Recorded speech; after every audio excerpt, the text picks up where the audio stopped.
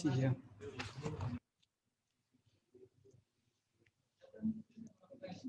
Okay. So it has to be done from my laptop. So we do it.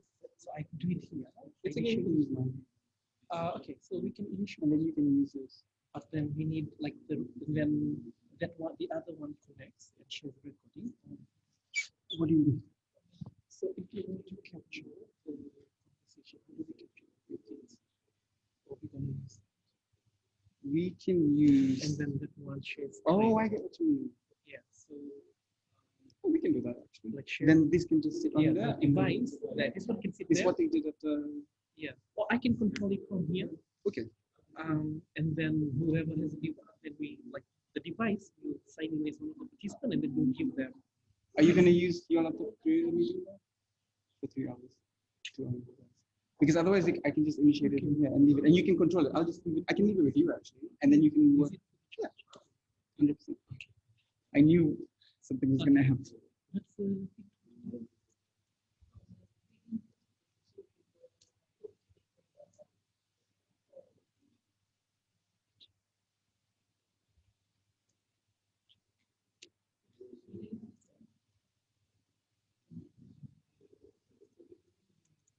It's so simple.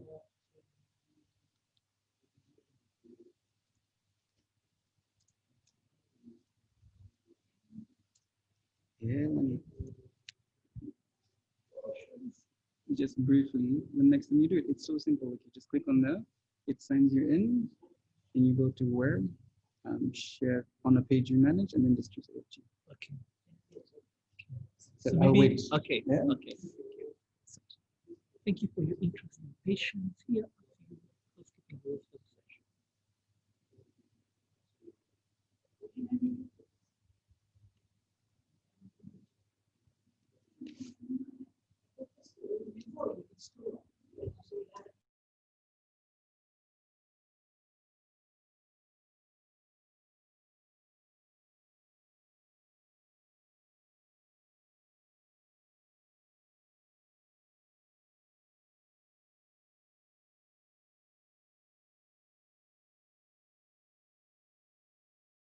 They, you know, work the way they work.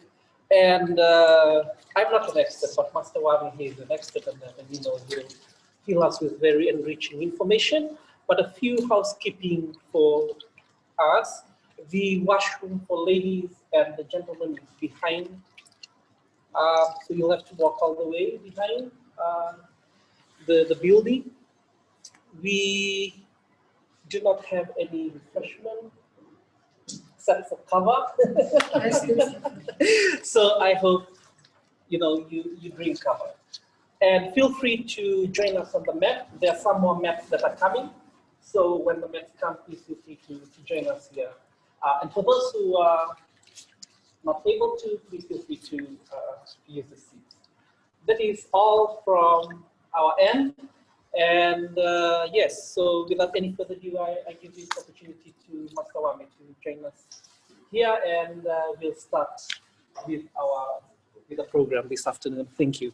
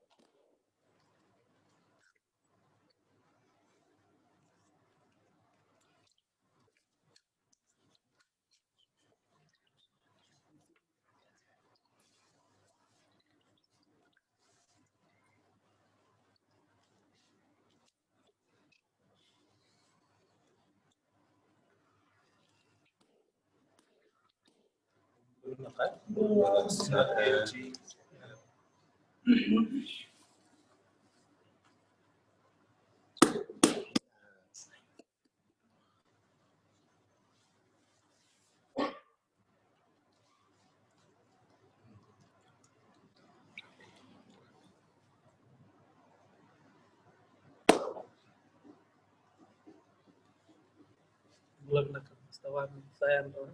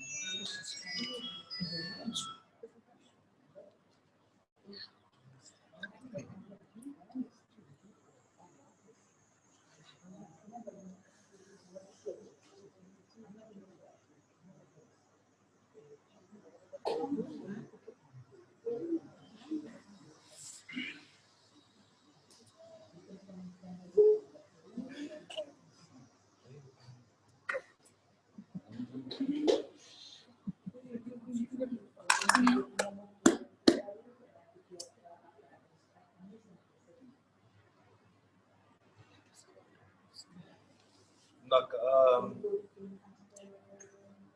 I'm really excited to be here. Super excited. I must thank you for lending me your ears, for giving me an audience. This is something that all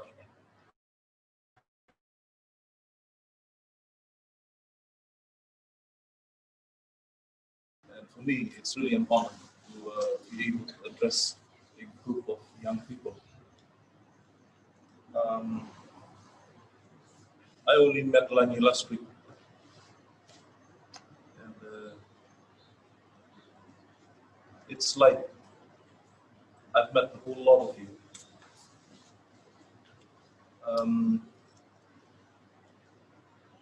What I'd like to do is just to give us maybe the conversation starter, and then we will download from there.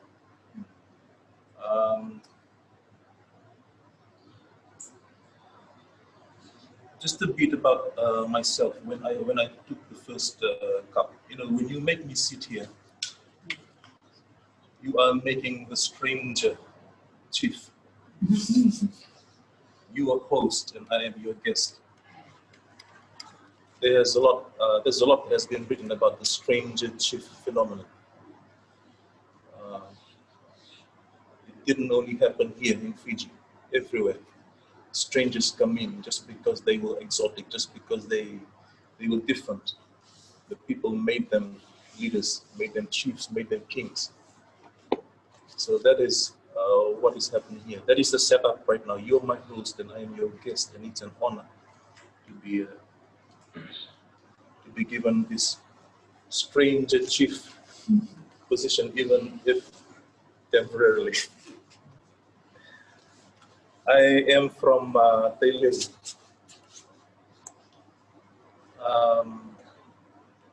My village is Ovea. It's an island, a small island, in the district of Mbau. According to our history, oral history, we came from the hills.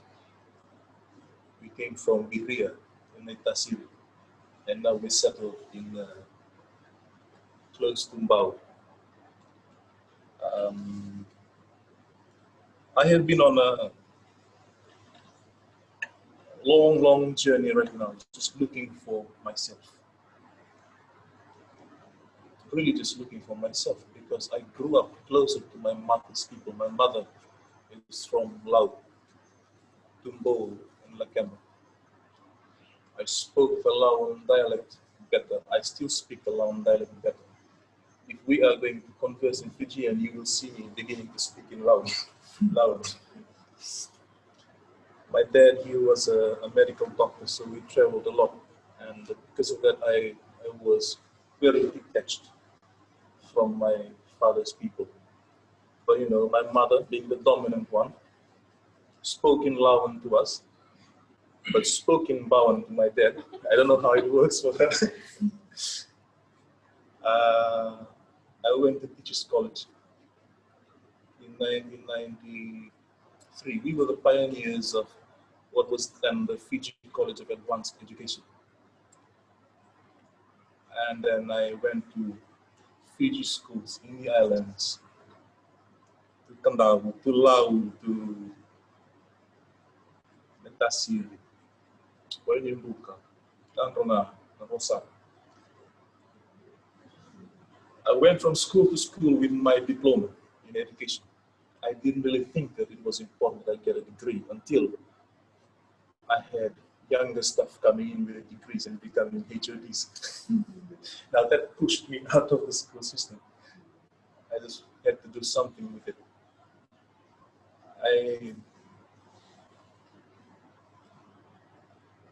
I was a mathematics and science teacher.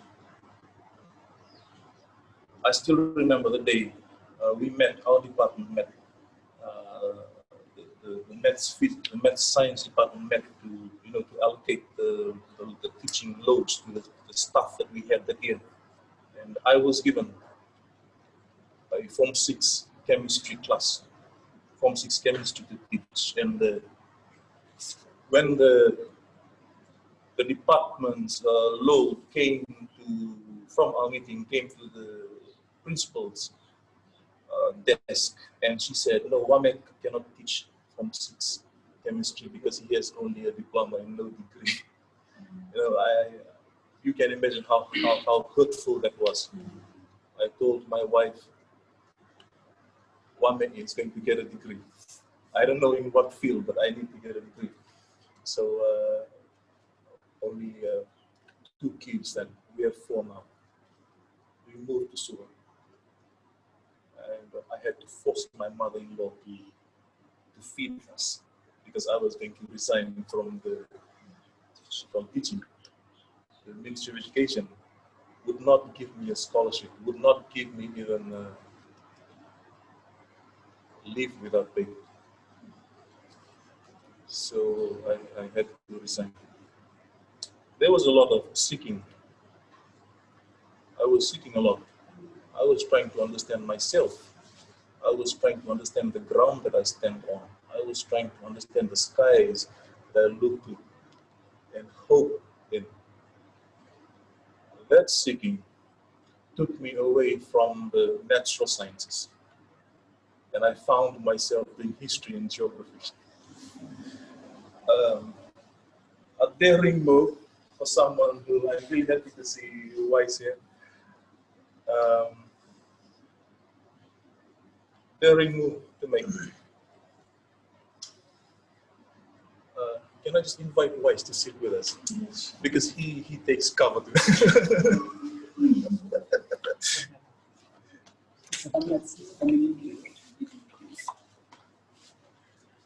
Thank you.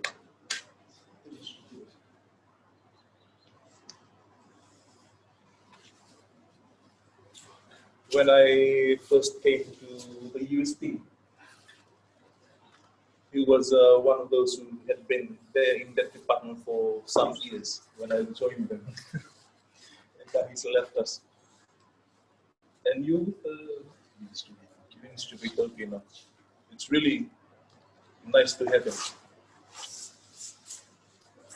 So, in my search for the self, I went from the natural sciences to history and geography and to researching in Pacific studies. And that was where I met Wise.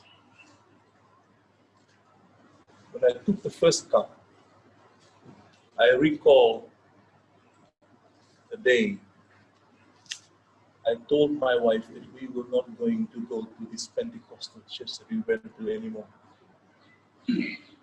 I grew up a Pentecostal.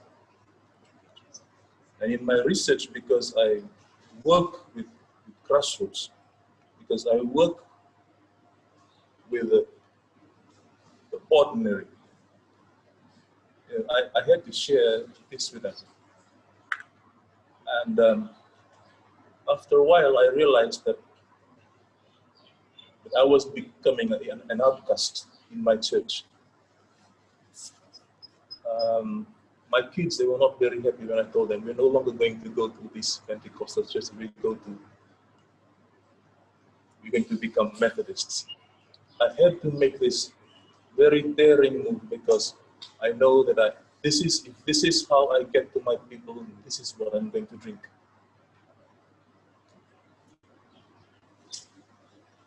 Imagine 30 plus years of being a Pentecostal, and I had to change the base, the doctrines. I had to re-educate myself in the things that really mattered to me at that point in time, to be able to make that shift from being a Pentecostal. Not just, I wasn't just a church goer, if you know what I mean. I practiced that religion, and now I had to make a shift to a church that celebrated the Wanu. That was in 2015, not so long ago.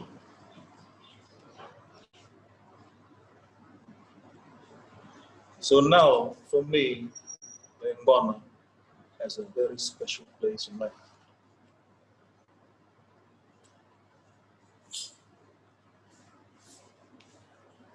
I'm going to begin this conversation. I said it was going to be a conversation starter, so I'm going to begin this conversation starter with a thought from Einstein. The Einstein. Someone asked him in 1929 just to talk about his thought process. And Einstein did not speak of careful reasoning. Einstein did not speak of calculations. Instead, he said this, and I quote, "I believe in intuitions and inspirations. I sometimes feel that I'm right. I do not know that I am. But I would have been surprised if I had been wrong." He goes on to say, "I am enough of the artist to draw freely upon my imagination. Imagination is more important than knowledge," he said. "Knowledge is limited, imagination encircles the world." The great Einstein.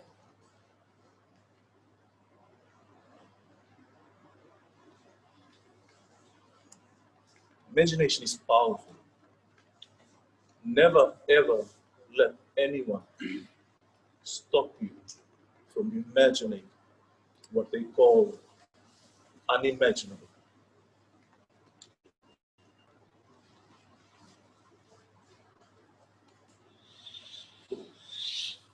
One of our former bosses at the USP, Dr.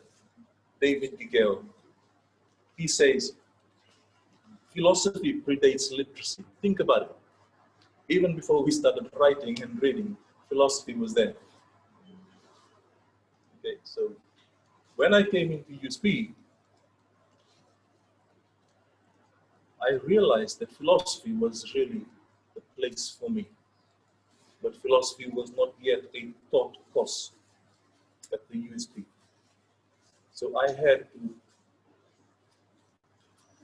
just to find it on my own and found it on something solid, you know, something that was a part of me.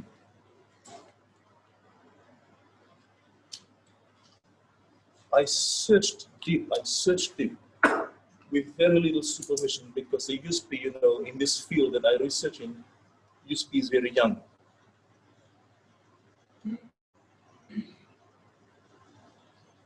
I even dared to begin to theorize. My MA supervisor, Canadian, he looked at me when I was trying to present my proposal for my master's, when I said that I theorize. Because in the Western mind, we black people don't theorize. We black people don't philosophize. That's a space that belongs only to the white. And that's the space I'm breaking into, and I'm willing to take down the walls if I have to.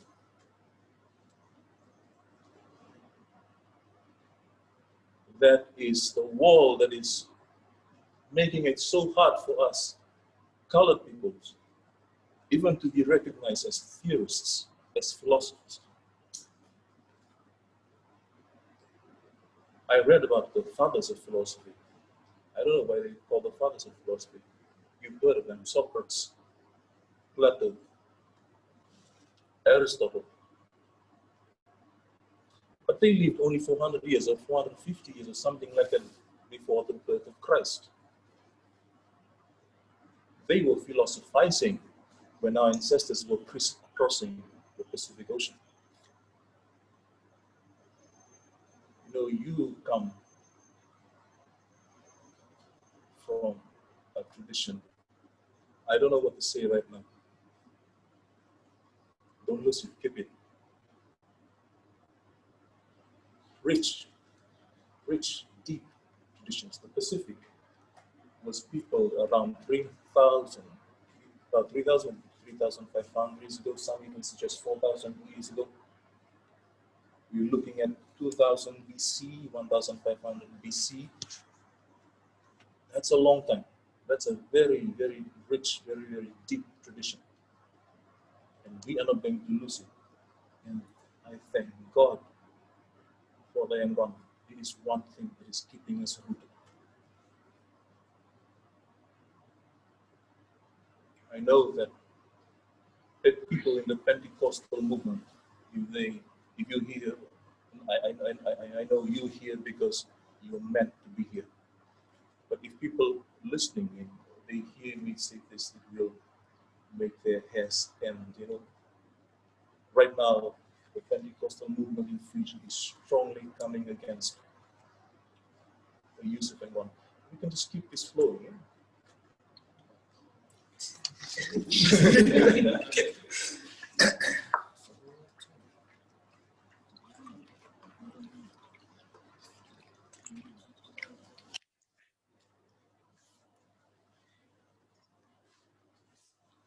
Give to my guest here now is, my guest is wise here. You guessed me now, I'm guesting him. That's a chiefly way. It's a Raturang way. When you sit with Fijian chiefs, you see them pointing here and there. Give it to this one, give it to this one.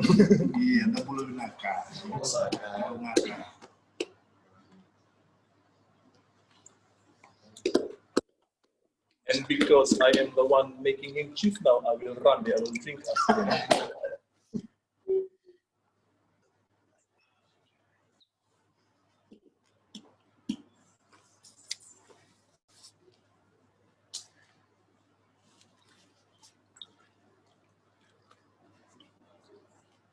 Just going back to what Einstein said, I sometimes feel that I am right.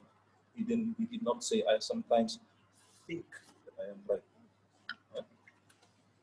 This space, really, this philosophical space is really for what I call feelers, not thinkers.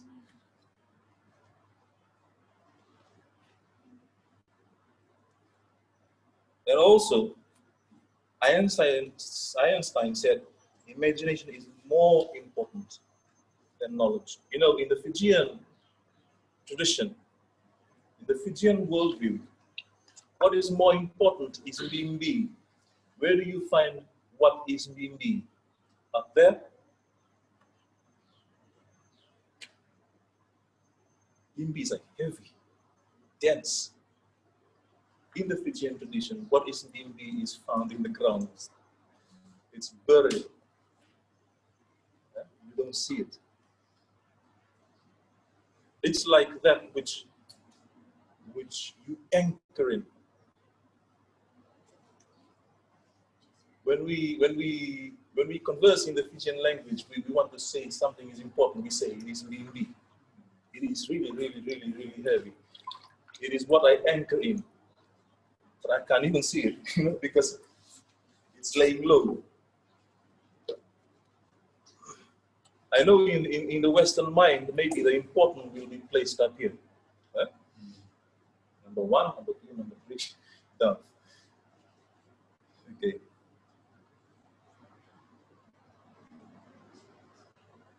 So I'm daring you to imagine with me. I'm going to try to frame this conversation stuff. I'm going to begin to frame it.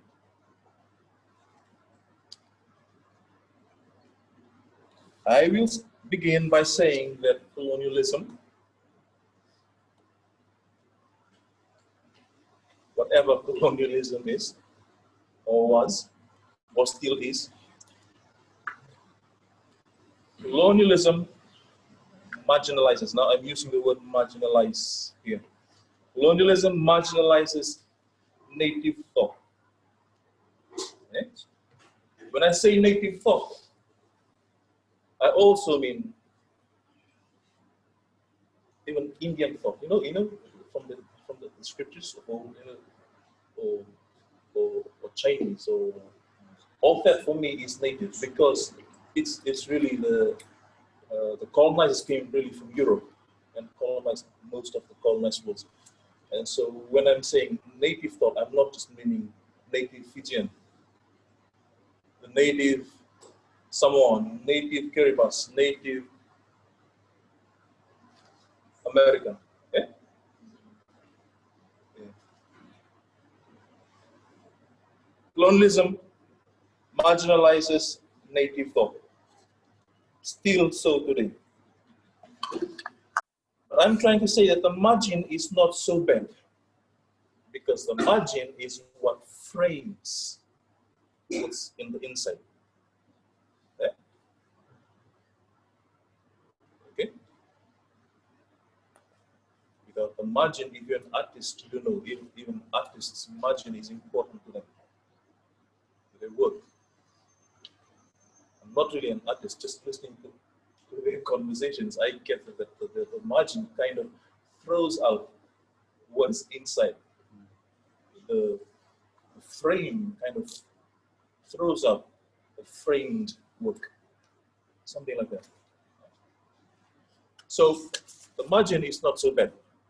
And I'm trying, you know, I remember when I went to grammar, I came in as a Form 5 student from an all boys school.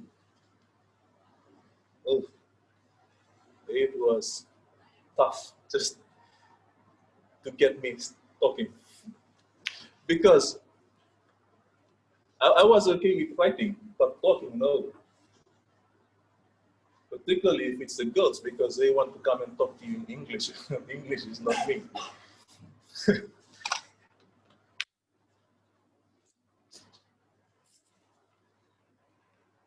I had to rehearse it in my head first before I even opened my mouth and begin to structure my sentence so that I'm not grammatically wrong. Or, you know what I mean, eh? It was tough for me to just to begin to talk in English. I was okay with writing.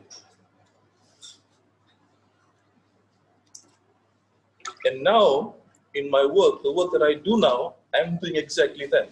I'm thinking Fijian and I'm speaking English. So I hope you will bear with me, because that is why I take pauses now and again, because I'm thinking Fijian and trying to speak English. Okay, the margin. You know, if you're from Europe, the margin would be something more meaningful to you, because Europe is Europe is big. Okay, if you have this space, your margin will be maybe your neighbor here, your neighbor there, your neighbor on all sides. That will be your margin. Eh? But here in our Pacific Islands, you're on the island. Where is your margin?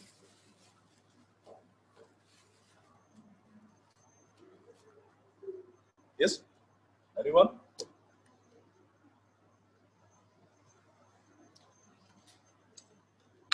Where the waves come crashing.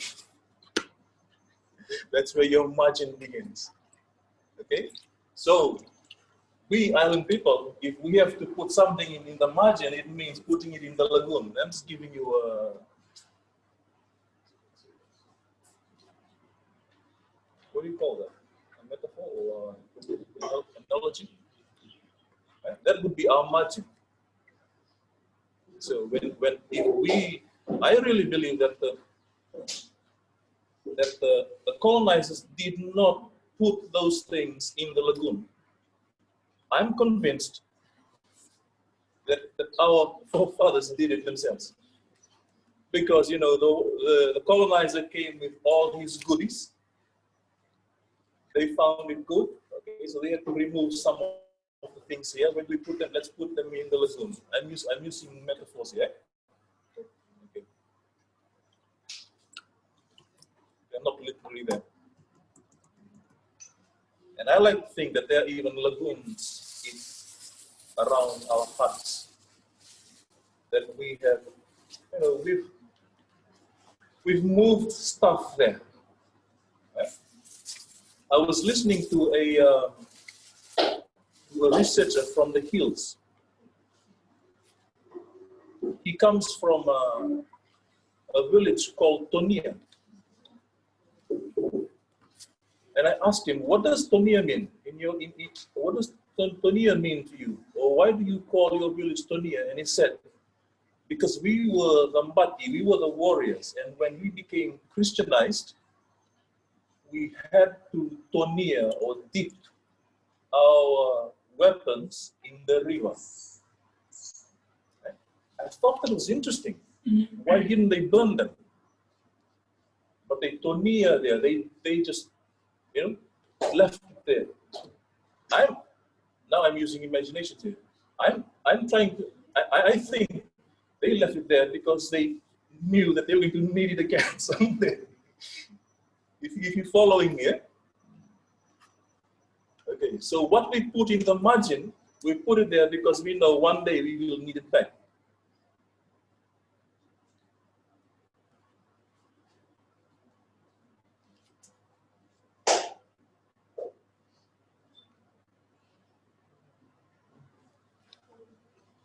Now, philosophy is a big word. In the part of Europe where the word, the concept comes from, philosophy means love of wisdom. But when you Google it, philosophy comes from two words, philos and Sophia. Sophia, just like the Sophia, the girl name. Loving Sophia. Because wisdom was kind of a feminine thing. So we can rephrase it. Loving Sophia. Philosophy is loving Sophia.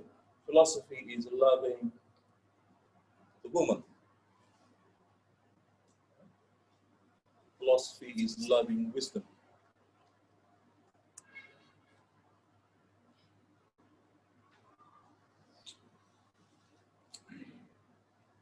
If you listen to linguists, any linguist here, anyone studying linguistics,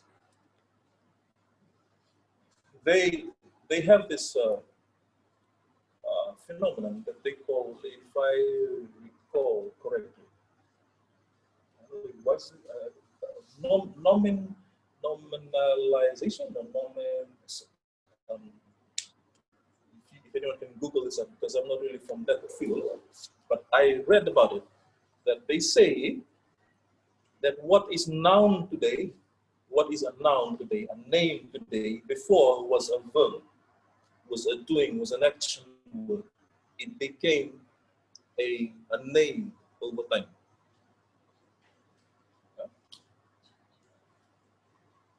The Fijian words, all the Fijian words that begin with I, like I-Taukei, those are nouns. The I, the Taukei is a verb. It has a verb essence. The I converts it into a noun, into a name. All Fijian words you will read that begins with I, that's a name, it's a noun. You remove the I, what remains give you the verb essence of the noun. So you can go and dig deep on that in your own study of Fijian culture.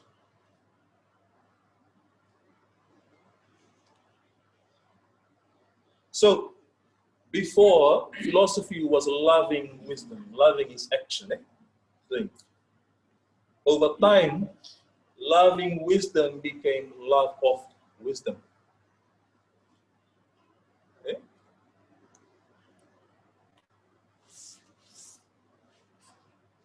Okay. I just told you that I think Fijian and I speak English.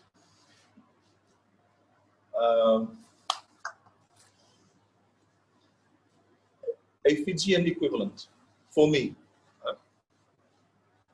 I would say Valeni Yellow.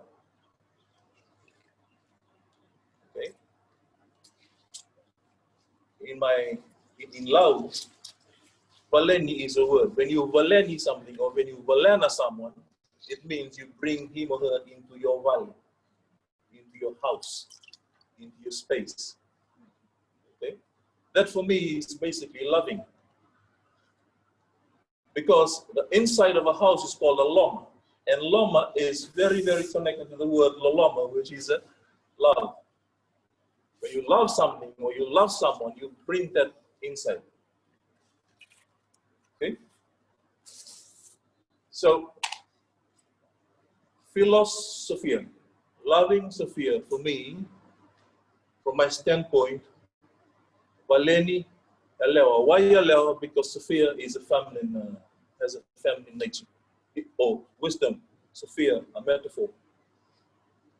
And if you look up the etymology, the root word of wisdom, it comes from two words, wisdom, wise, dumb, judgment. So wisdom is a wise judgment. In other words, philosophy is loving, wise judgment. Okay, that's a deeper meaning of the word. And why do I say Valeni Alewa? Bring the Alewa here. Because Alewa, if you go deep into the deeper meanings of Alewa, Alewa, by the way, is the word for girl or a woman. Alewa, the word, you can break it into two. Ya, lewa. Ya is a reference to place. Lewa is a judgment. In Fijian tradition, women judge place. When I, Balena, my wife, she becomes the judge here. This is her space. Even if I want to drink grog in there, she will have to approve of it.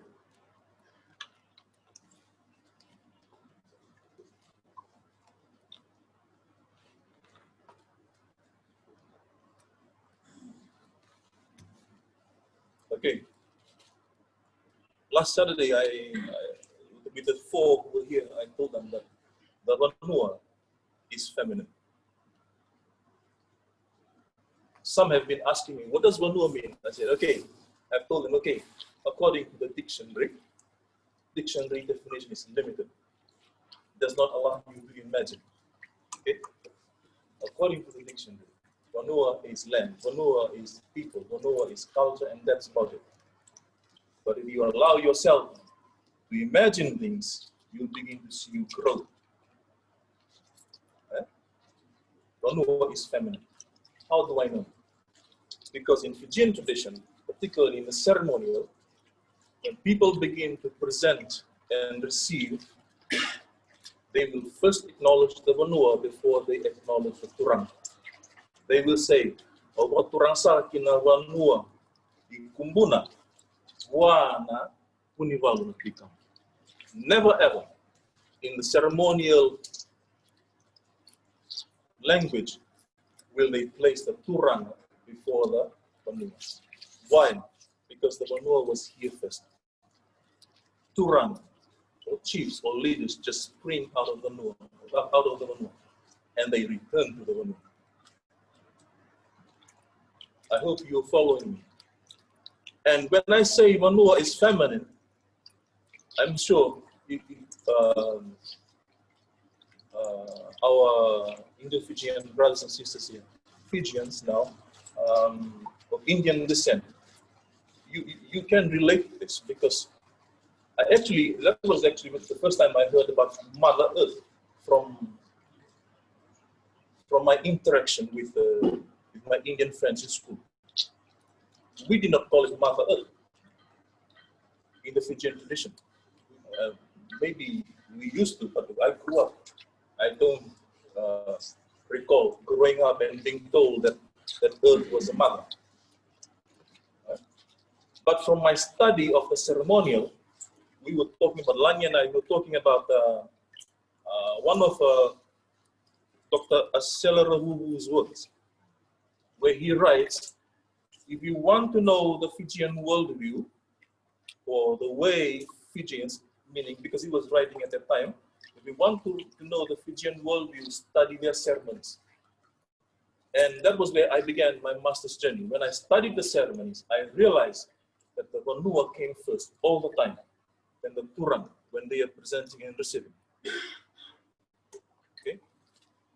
Then I realized, oh, then it should always be like that, because leaders will rise and fall. The Vanua that births them is the Vanua that will bury them.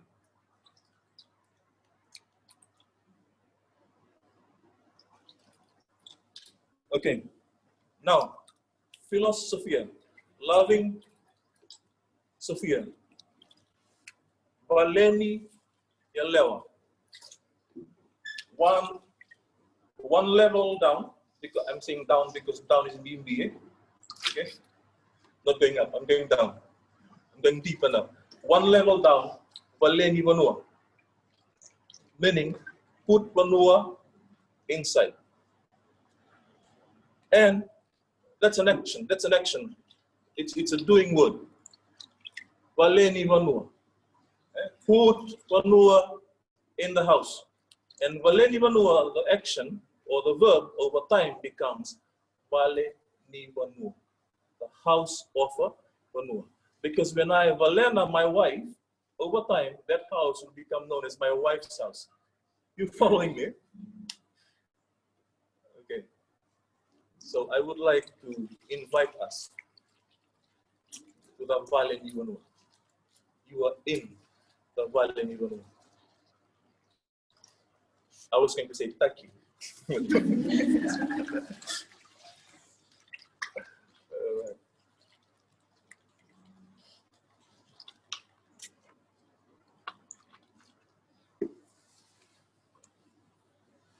Interesting when you think about it.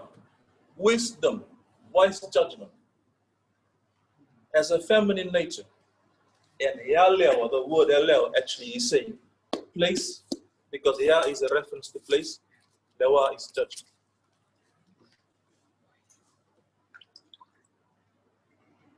And today, we have so much domestic violence and gender and all those. Maybe we should just go back to our roots and find it there.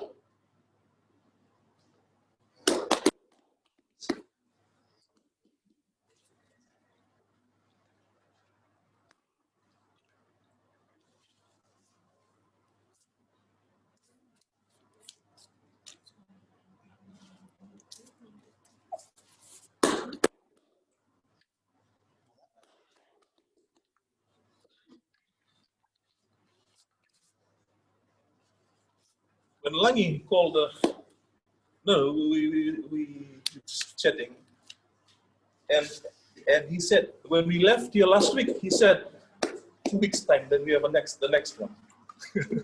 When he said, we have the next one this week, I said, oh my goodness, I have to now go back to my dream house and dream up something. Okay, so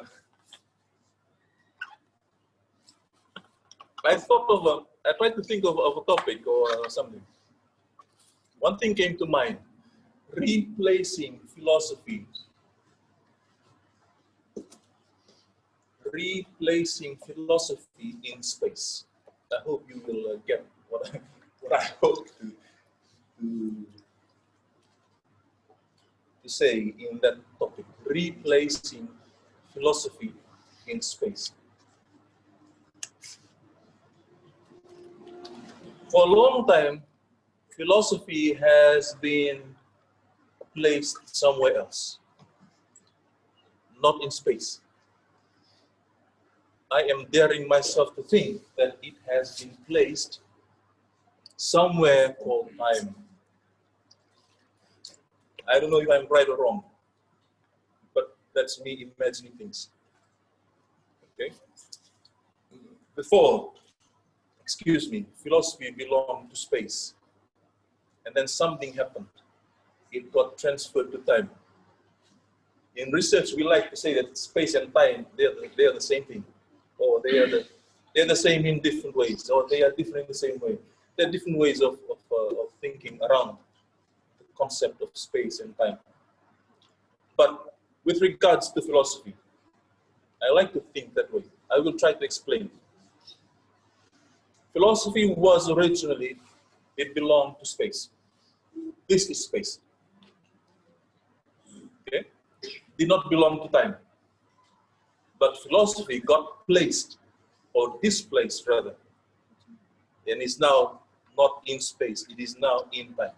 You know, when you really talk philosophy, you can go on and on and on, it never ends. You lose track of time.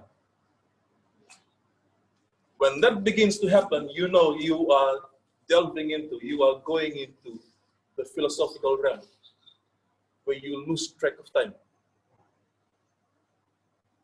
If it goes on and you find yourself not finding your right spot where you're sitting, like then maybe you're really a time person, or you're looking at your watch, or you're checking.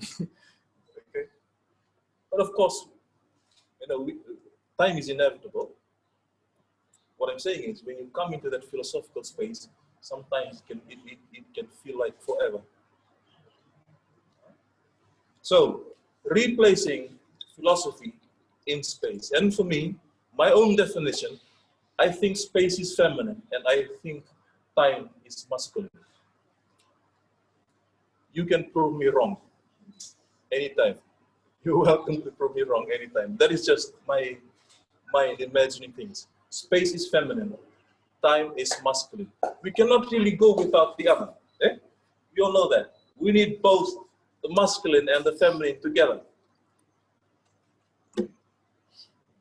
The reason you know why.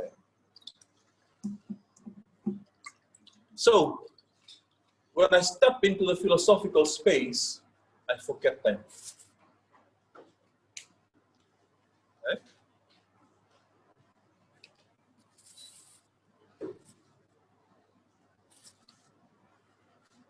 So here, in this Vale Nivanua, forget time. I know we'll leave here before 9. Okay. So, now, space is a place for feelers, not thinkers. If you're a thinker, your place is time. I hope you're following me. Eh? If you're a thinker, your place is time. Once you step into space, you become a feeler. You know, I like that idea because it's inclusive. A feeler is not just a human being, because a dog too feels. plants feel. We're not talking about this place. This space is not just for human beings. It is for sentient beings, beings that can feel. Right? So this is an inclusive place. Space is inclusive.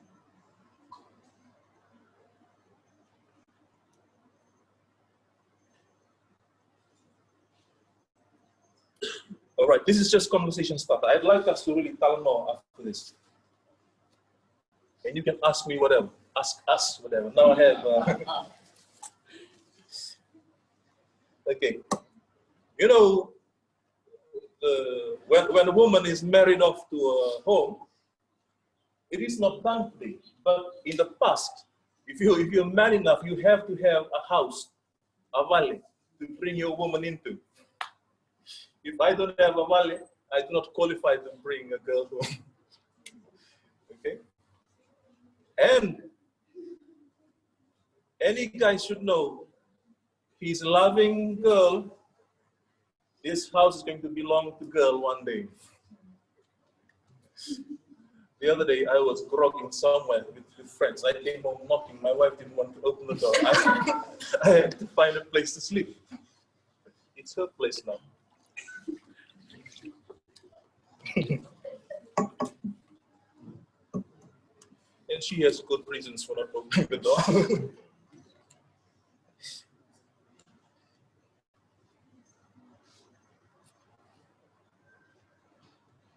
Okay.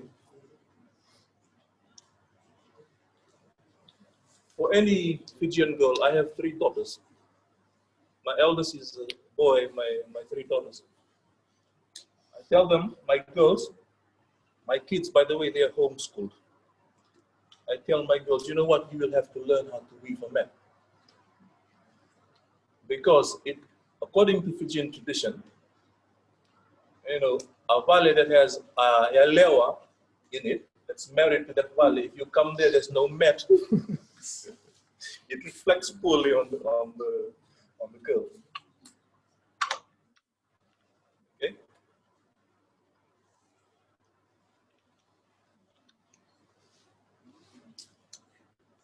Many young girls today don't know how to weave anymore. I'm still looking for a good weaver to begin their weaving classes at home.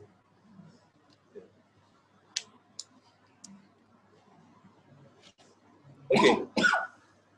Now I'm going to go deeper still. I'm going to just use the valley and the maps concept as metaphors. And I hope you will bear with me. For the mat, there are a number of names used in Fiji, even the house. But I'm going to use house, valley for house, and Neamba for mat, because that is what they call it in the place where I researched. Okay? The valley is the house, Neamba is the mat.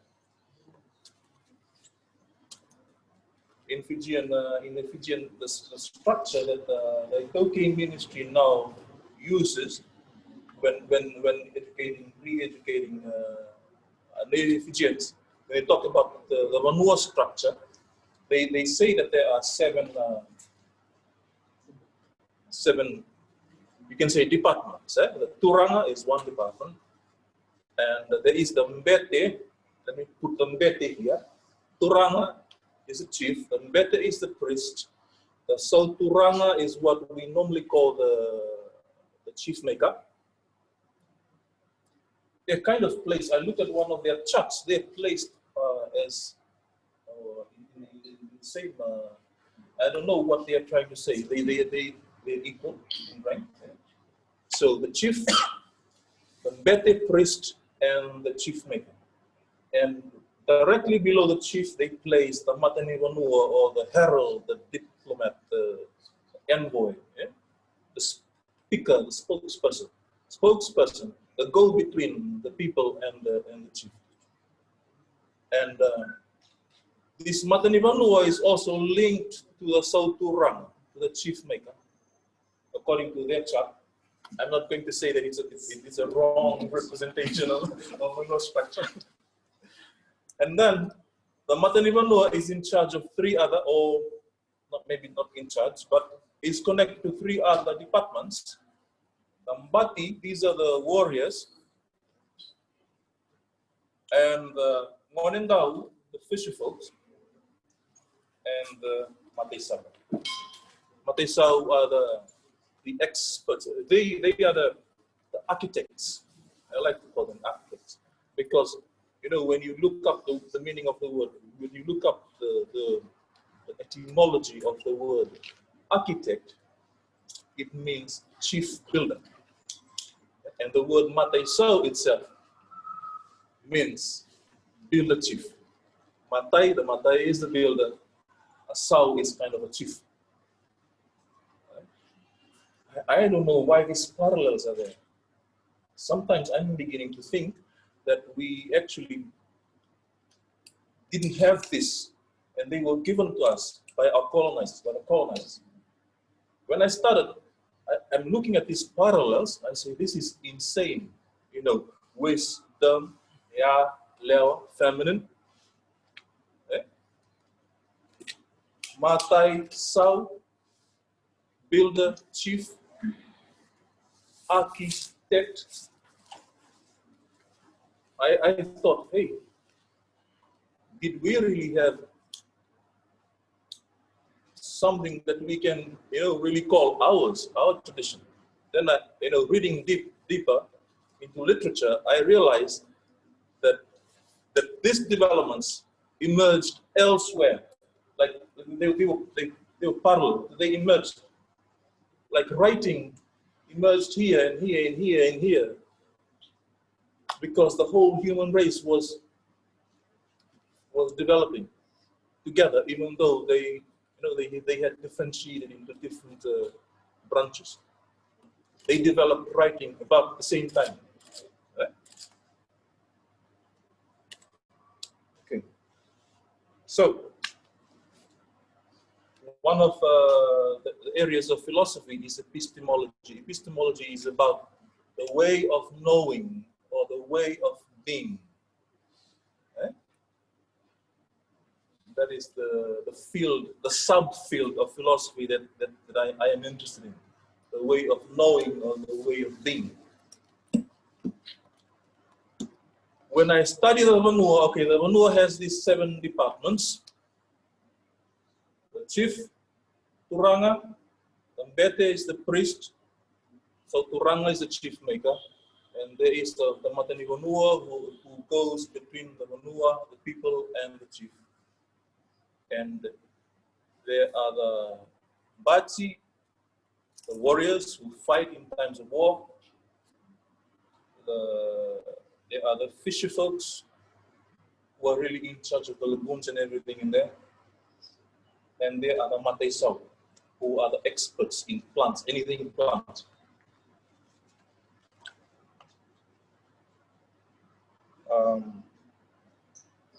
Study of the Vanua is broad. So I picked out 2 interesting ways of being and knowing from 2 of these departments.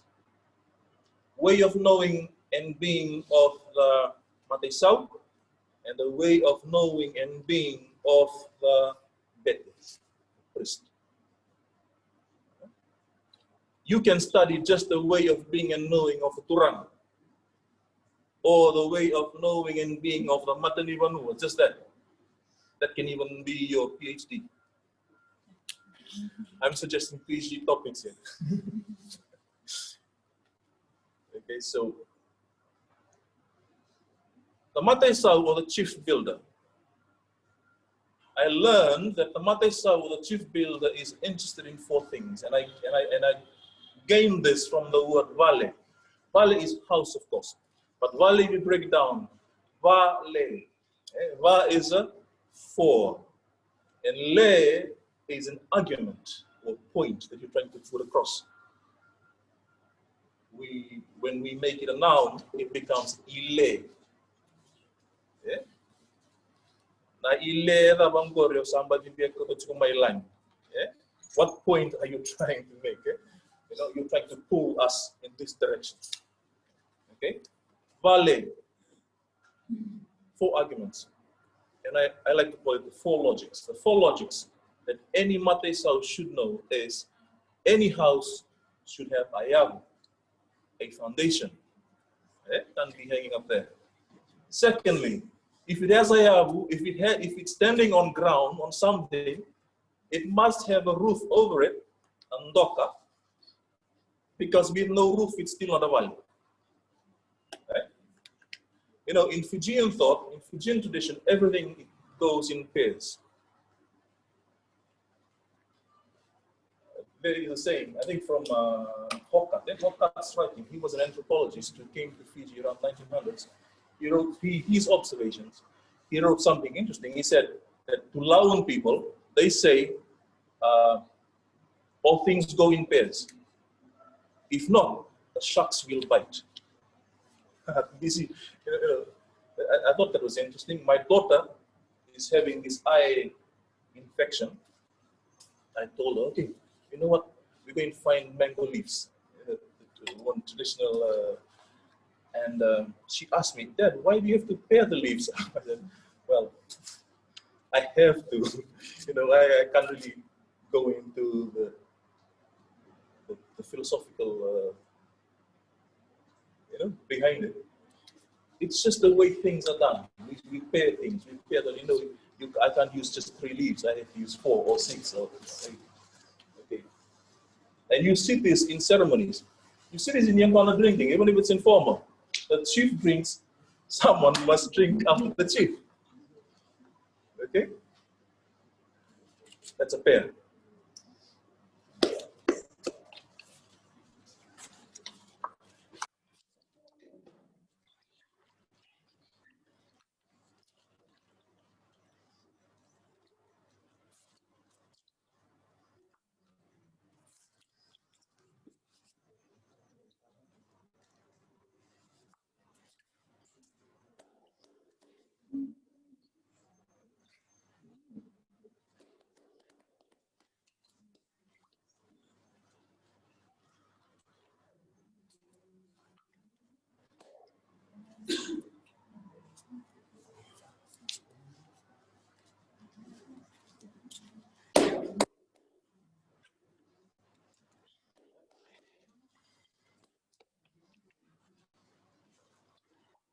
The Vale, the 4 logics,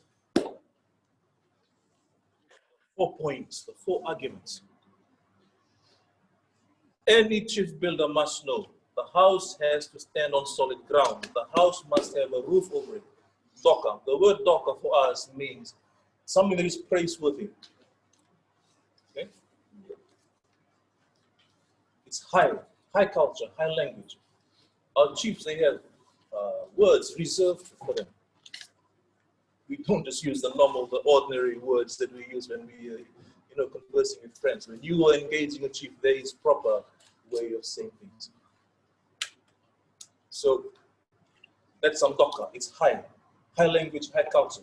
But we're grounded on ground that is ancient. Okay? Ground, very, very ancient ground. And when something is that old, it becomes sacred. Okay? It's almost like God. Even the Bible speaks of God as the Ancient of Days. Very, very old God.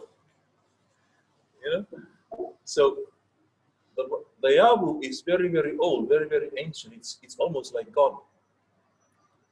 And what is up there, the ndoka or the roof, or what you ndoka, what you esteem, or what you find praiseworthy, that belongs to the kings and queens and the chiefs.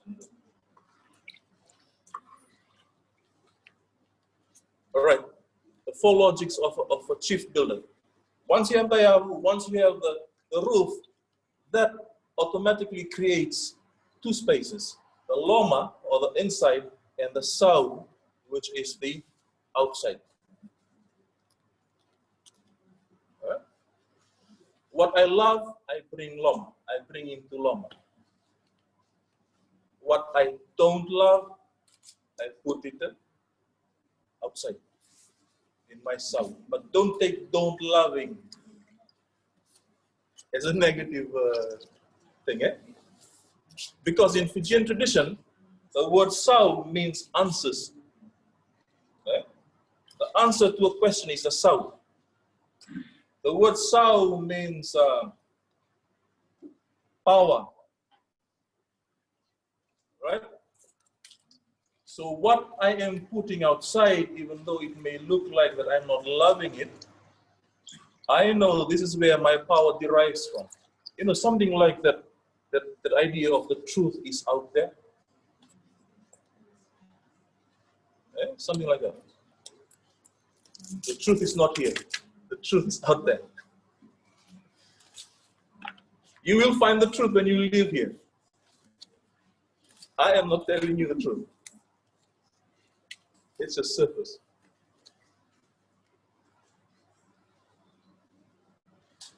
Okay, so when I say that I'm not loving it, it doesn't mean that I hate it. Yeah? My Fijian mind is telling me, no, I don't hate it. It's just that I know, I recognize that my power, my strength comes from there. Yeah.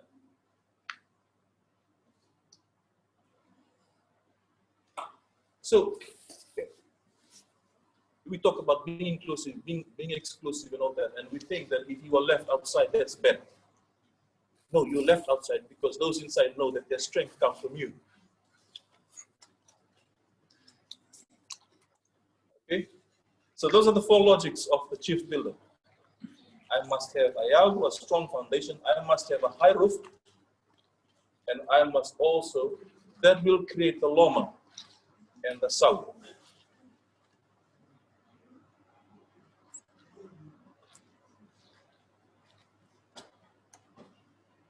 For me, I came from a Pentecostal background where everything is just loud and sometimes can be noisy, where we shout and dance and sometimes we roll and we do all crazy things. I'm saying crazy now because I'm looking back at what I used to do. We run and run until we're sweating and all that. It's okay, that's a way to celebrate life. I'm not saying it's bad, but in my search, I realized that the place where God is really is in stillness. If you're Christian, you will know this verse. Be still and know that I am God. Right?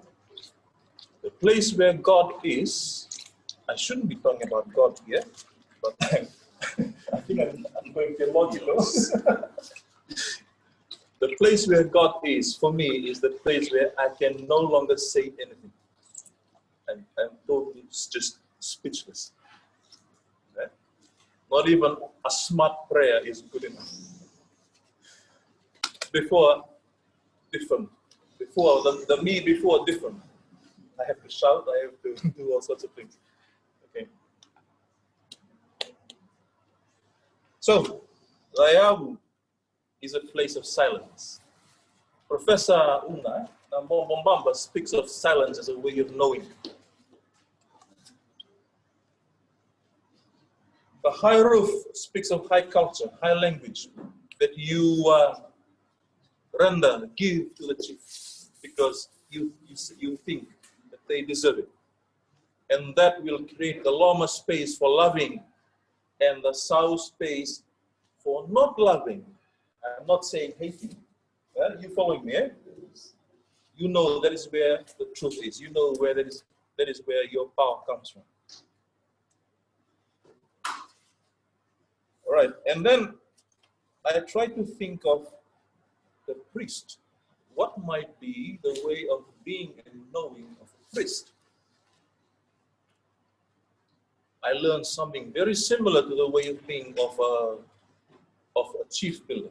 The priest is interested in lotu. Yes? Lotu is what? Lotu, what does lotu mean to you now, this generation? Church? Religion. Okay. Some would say faith. Yeah.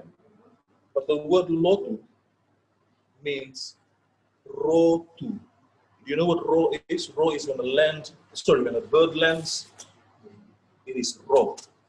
When the plane lands, it is a row. And two is standing. So when you are in lotu, when you are in rotu, you're actually grounded. That's like you are on diagonal. And the opposite of being rotu is to be flying. Eh? And the Fijian word for it is buka. Also, you can use the negative of ro. In Fijian, taro, not ro. The bird is in ro. When the bird is in flight, you can say that it is in taro. It is not grounded. You following me? Okay. This is very common in the Fijian language. We use negation. I have many examples, but that is one. Another one is tamata and mata.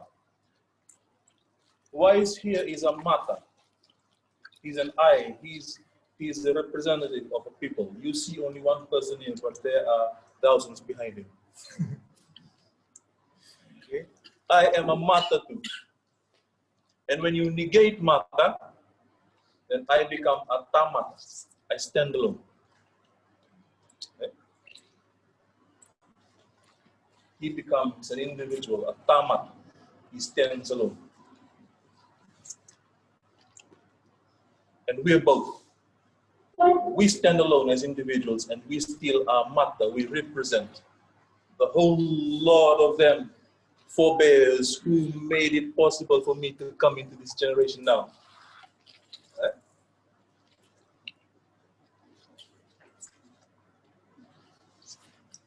Okay.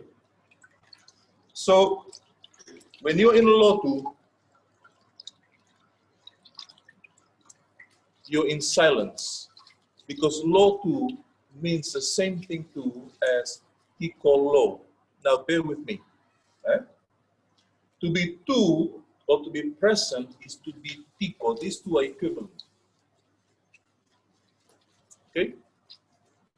And to be low is to be raw on the ground. When you're grounded, you are in lotu, you are in rotu, you are in tikolo, and tikolo is silence. You ask nothing. That is why in Fijian ceremonies, when the chiefs sit, you can, there are moments where we reach that pin drop silence, those pin drop silence moments, okay? Where we are in tikolo, we are in silence.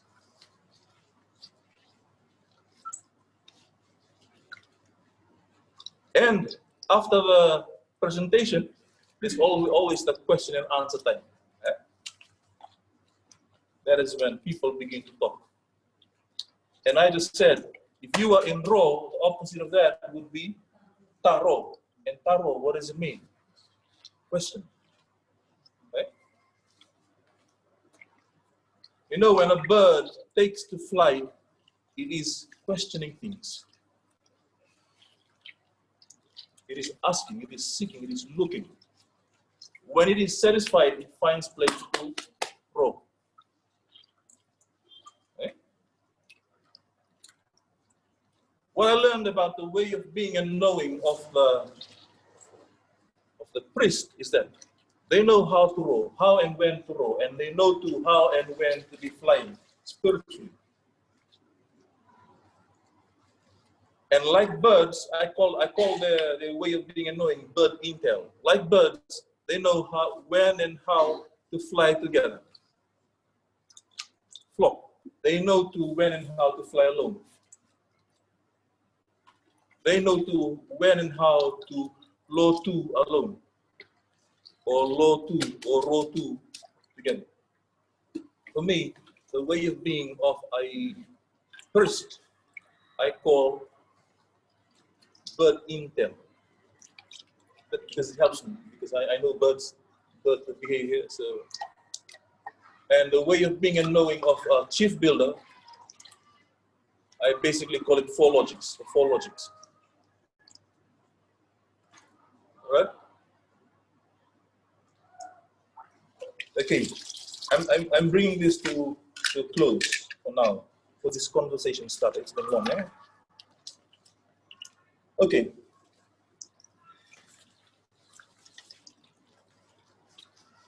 When Einstein discovered what he called the theory of relativity, he was saying that, if I interpret him correctly, he was saying that space is curved. You know, we normally think of time as linear. Okay? But in theory of relativity, he's talking about curved space. And if I interpret him correctly, it works like this. The bigger the object, the bigger the gravity, the more the bend of space.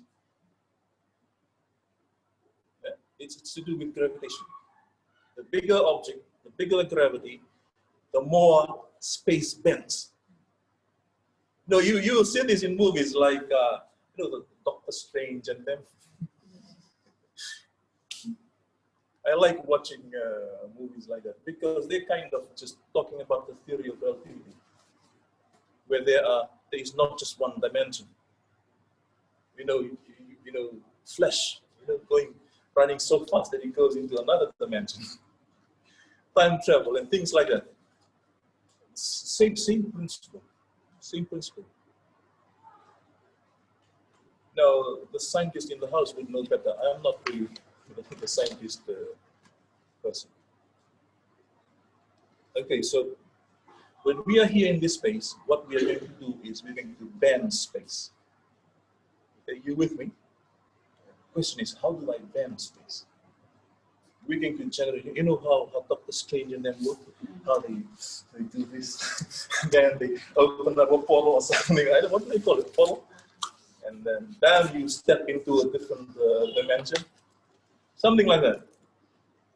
But this ball that will open us to the next dimension, that will open up to relative realities, where there is not just one reality, that ball basically is Tylenol.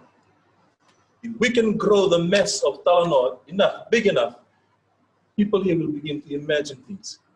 You will not tell us, maybe you will tell us, but you will begin to see yourself bending space so much, imagining things you used to call unimaginable. But your imagination must not stop here, because after the house of Vanua, after the Malin Vanua, you still have to step out there.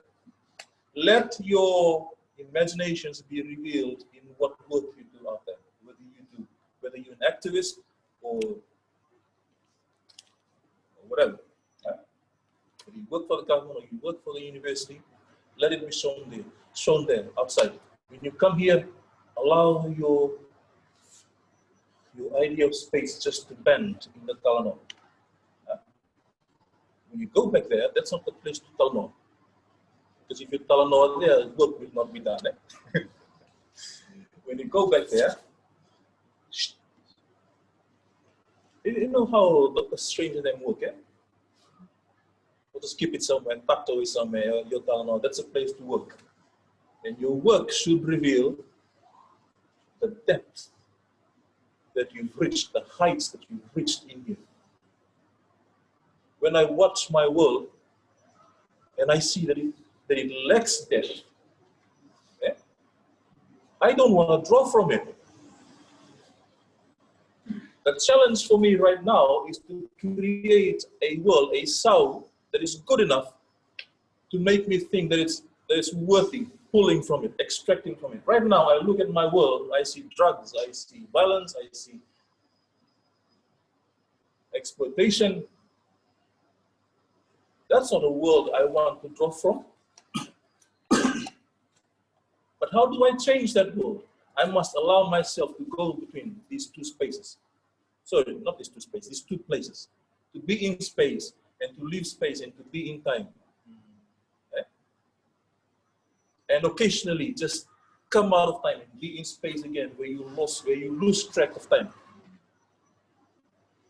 You find your highs and your lows and your breadths and your depths. You go into realms and dimensions you can only dream and imagine of. Then you step outside into time again and you begin to work in time again according to time.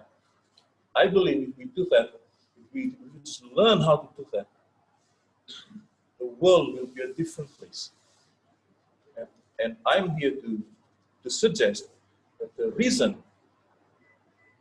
the world is not so beautiful now is because we placed philosophy in the wrong place. Philosophy should really be in a space. Now we've placed philosophy in a time. And you see people having a town hall when they should be working. You follow me?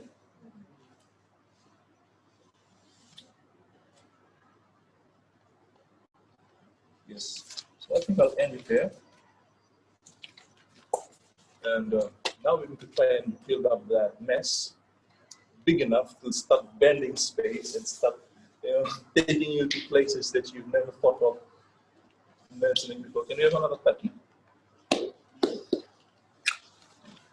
Sorry, that's not the proper way of doing it. I should say, we have to validate the element.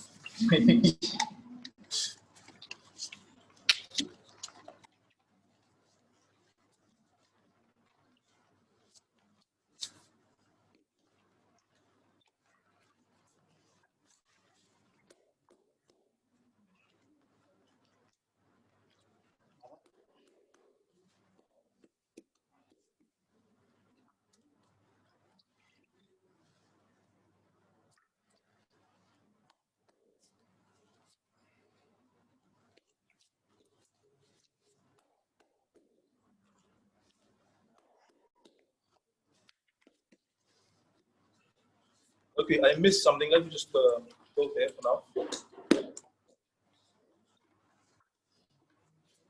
Young girls, once you begin to own a valley, make sure you have a map. Your family and friends come and they have something to sit on. Valley for logics. The word yamba to for map, it means it has a deep meaning. Ya again is a reference to place. Yeah. And ba, the word yamba is map. Ba can also mean an argument. You know, when two people are arguing, we say, Erobimba, this one Bayani, this one Bamai. I thought it interesting that both the word for Valley and the word for Yamba kind of suggest the argumentative. You know, argument to be argumentative is basically to be scientific. That is what being scientific means. So I am convinced that our forebears had a form of science. I think today they will be calling it trial and error, but it was not trial and error. They know how to be argumentative. If you have not been to a place where women talk so boldly and talk so loud, come to my village when there's a village meeting. Women are totally lost. They have all the arguments and the points.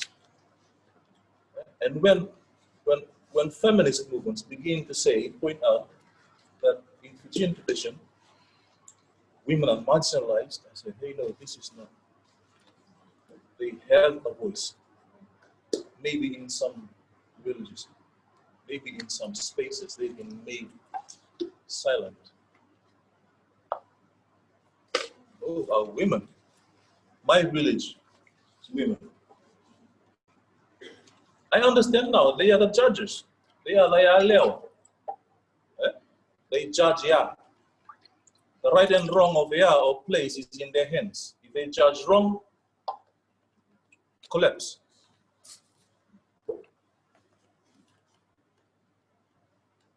There are many other examples. Okay, I've been talking about the leo too much. What about the Tangani? What is our role there? Interesting when I started digging about the idea of tangane, tangane, you know, the word ta I said means negation. The word ta also means to carve out or to construct, you know, like tawanga, ta. We are constructors. What do we construct? We tangane. What is ngane? Ngane is vivekani. Ngane is a relationship, is a brother-sister relation. That's a ngane. A weka is a brother-sister relation.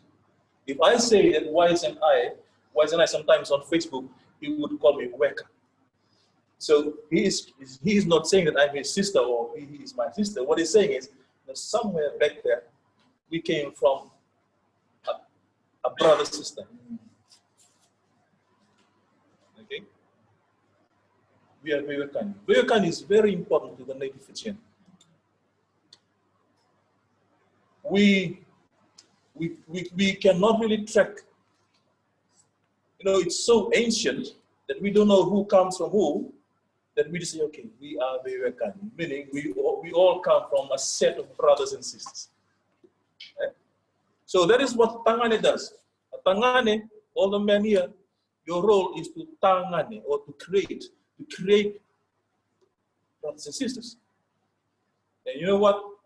Biology has proven that the sex of a child is the men's. Right? Yes? We decide. Sometimes because of a lady is not having a boy child, and we try to tell our son, hey, your wife is not having a boy child. It's not the wife's problem. Eh? Because we are the ones who carry the X and Y. They have all X's. So we, the men, we are the creators of the brother-sister relation. If there's no, if I just have all girls, if I just have all boys, I should just be thankful. It's not my wife's problem. I think many of us men have been making it the girl's problem. You're not giving me a son.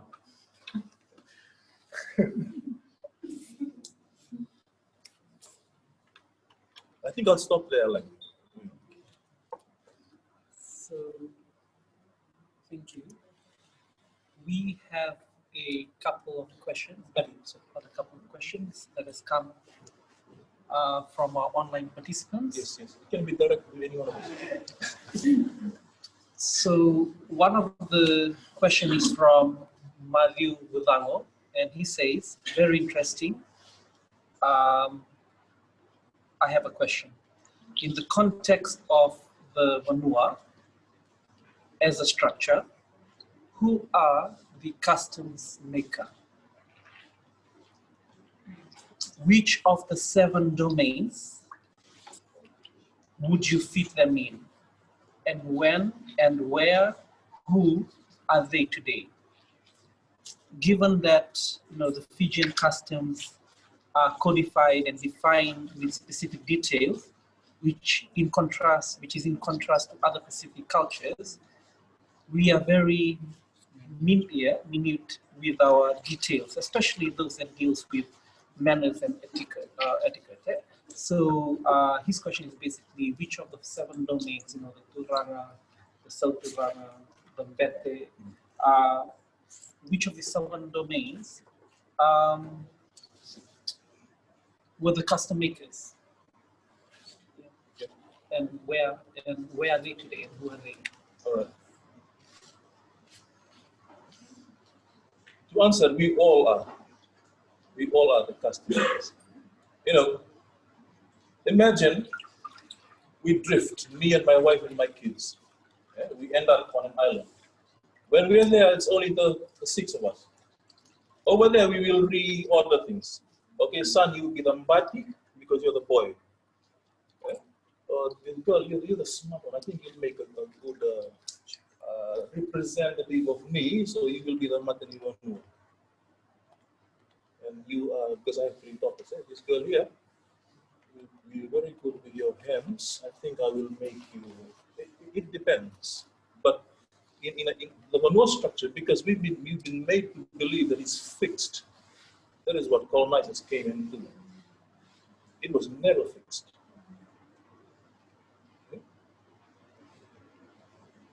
They came, they used the indirect rule. Chiefs, you look after your people. The natives, you remain in the village. Don't come to here, the town, because they brought the indentured laborers. You remain in the farms. Don't come to town. That was their policy. So they kind of boxed us. I really believe we were dynamic. We just became fixed. They even fixed the chiefly lineage line. It was never like that. You know, if you're familiar with the Fijian tradition, you'd know that once in a while they'll run a race, and who wins becomes the leader. Yeah. Because it's not really about just having a leader. It's about the whole lot of them surviving together. Yeah. I hope I've answered the. Okay. Just adding to the discussion, I would agree with what Wame said, particularly with the question of who frames the culture and the way of life, particularly for the I-Taukei. And I would say that the seven divisions that have been mentioned by Wame, because if you were to look at the individual role that they play, personally, for me, these roles had responsibilities to play. And out of those responsibilities, they framed their own rules and regulations. So if you were a fisherman, even a fisherman, you had roles and responsibility. And just by doing that, you automatically framing your own ways of life. And that, in reality, were articulated into our own culture and traditions. So it was through those roles have responsibilities, and those responsibilities actually framed their culture and ways of life. I mean, that's how I see it. Thank you for coming. Yeah. I like what you said, because in our society today, if you are called, you have to be equipped. Mm. But I know, growing up in a Fijian family, when you are called, we will equip you. So for the way this foreign concept of you have to be qualified in order to be in this place is very sort of impedes on our traditional practices, because of our mentoring, our Nabika Waitaki. We've learned this into practice, and you are not qualified because you qualified because we will teach you, because we've been taught that way of life, and it's in the process of knowing that you begin like the fishermen.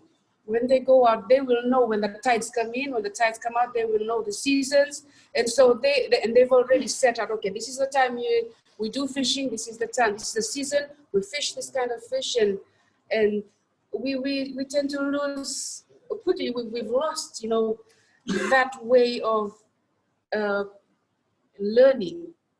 It's like we're struggling to get to a place, but we don't realize that the process is the actual, authentication. So it's just I now just I really like that, because we've really lost that way.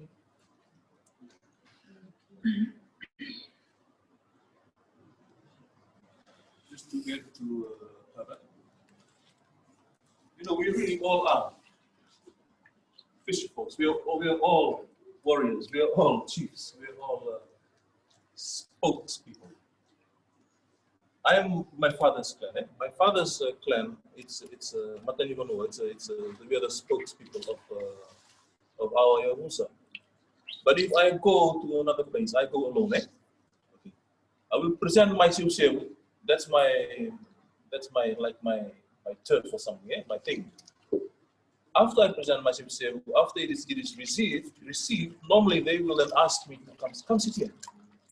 So now they elevating me to. That's not the place where the Matani sits. Okay. Now they're elevating me because I'm there representing my Vanua. So I'm not sitting there because I'm Matani Vanua, I'm sitting there because I'm representing the Turanga from my Vanua. And in some places, don't be surprised if they even give you the first cup. So do not see this fixed. Never was, never is. We will do injustice to ourselves, to our people, to the future generations. If you're there, and the moment, the situation demands that you know how to fish, then fish. Even if you are a lander, okay? You get me?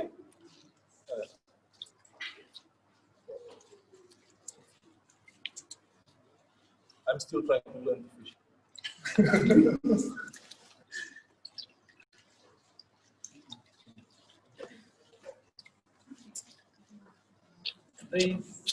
There has been another question. We have many I-Taukei traditions and customs that are good and have strengthened bonds between families and clans and villages, etc. But we should also acknowledge the traditions that were not good.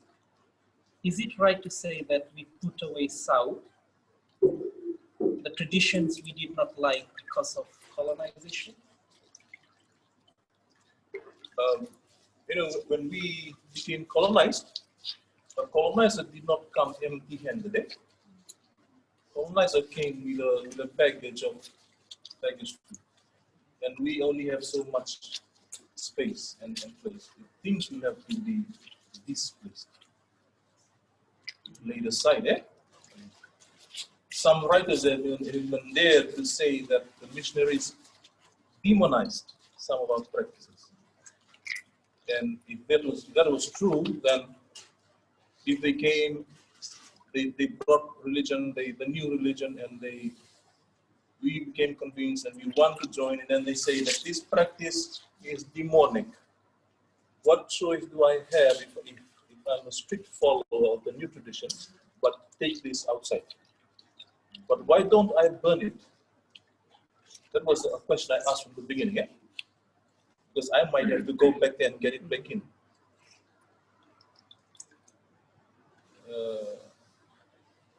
I'm not speaking literal here.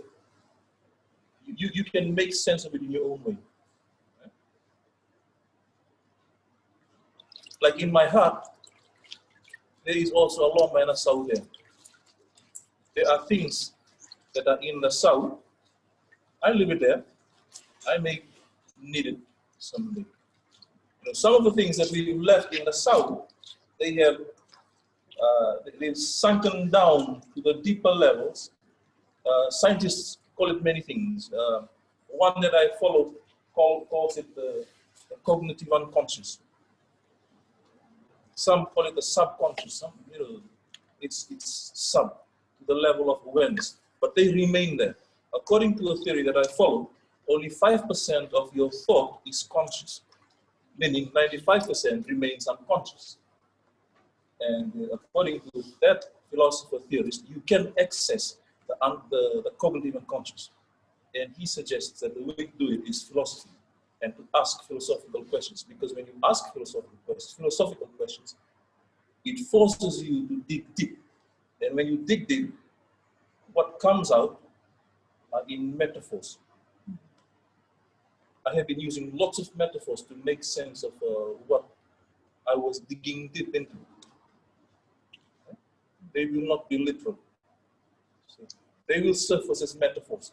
But over time, of course, we take things for granted, and then they become taken for granted, and then we begin to use them in the literal sense. We all have that Lama and Sao. I was saying it's not that I hate it. It's still in Wame. My Sao is still in Wame, somewhere there. That's a place I go digging to when I get hit with a tough question. Thank you. Does anyone have any question that you'd like to ask Mr. Tabilai? I do not have a question, but I have a comment. But before that, I really want to acknowledge this space. And I would like to thank the organizers, and I really want to thank both the presenters for. I really want to thank both of you for being for facilitating this process. When I walked in, like on a personal note, I did not know what I was coming for. Like I knew there was going to be a presentation on like indigenous knowledge, but I didn't know that this was the depth of the conversation that we were going to have, and I'm so grateful to be part of this. For me, as an I-Taukei, I feel so disconnected from my Vanua, my village in particular, and I feel so bad about it after listening to the conversation that we're having and having you to like dissect the meanings of these different terminologies, but defining the definitions and trying to have that conversation. And it just made me feel like there's so much, like a person presents themselves in a way that's not just about you, but it's about the people around you and the people before you, but also after you. So I think for me, I'm so grateful to be part of this, to have this, to listen to this conversation. And it makes me reflect on so many things. My field of work, my personal life, and I think there's so many issues in particular that's plaguing our country, whether it's on gender-based violence, whether it's racism. And if we have more, and I feel like if we have more conversation like this, and then where we are trying to find our footing and our place where we are grounded from, I think there's a lot of things that this space can create on the outside. And it would be a reflection of what takes place in here and then what's done outside. And I think with these issues that's coming up, it's very disturbing, very, very disturbing, whether it's sexual and gender-based violence in particular. That's a field of work that I work in, and I've always wanted to understand the content. Like whenever I go out, like to meet, particularly when I meet somebody who's not from here, one of the questions they always ask me is like the cultural, backgrounds and all this stuff. And I, for one, had had limited knowledge on this. And I couldn't find how to present it in a way that's so, maybe, I don't know if it's philosophical, but like, I thought at that time it should have been sophisticated or something like that. But yeah, and so just going back to the discussion, I just feel like this kind of space is so necessary at this point in time, more than ever.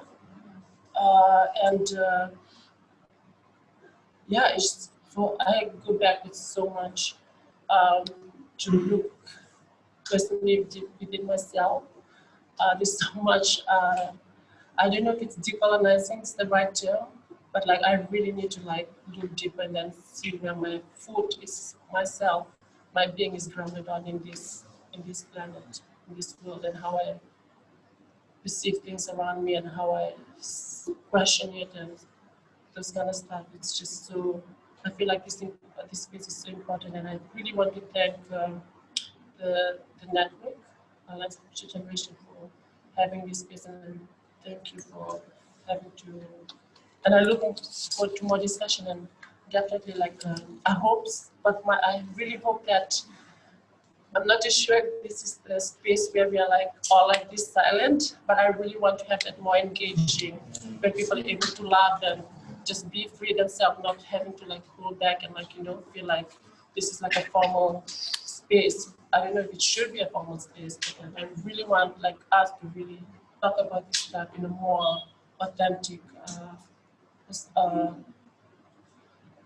way that we can just like talk and like, hey, you know, so, yeah. So thank you so much, and there was so much to learn, especially with the concept of the building and you know yeah, I think I have a lot on my mind right now, so I'm just gonna stop there. I think but so thank you so much. I'm really, really deeply grateful and thankful for this opportunity to just be here and just to listen to these perspectives and theories. So thank you so Let me just say that I came into research to a very detached, very detached. I had to go looking for my grounding. After that, thank you. This is one thing that grounds me.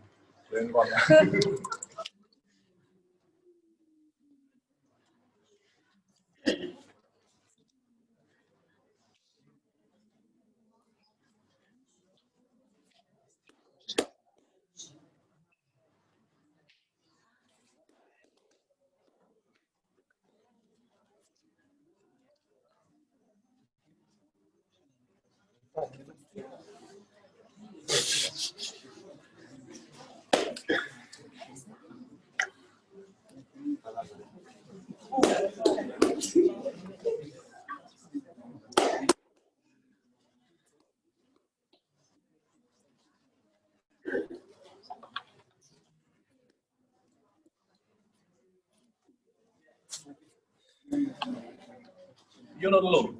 You're not alone. Western science is reductive in nature. It forces you to reduce, to simplify. Remember your mathematics? That's what Western science does. Simplify, reduce. My goodness, so much reduction we've done that we've lost the total package. Western science is reductive. And that is why we are losing our ground.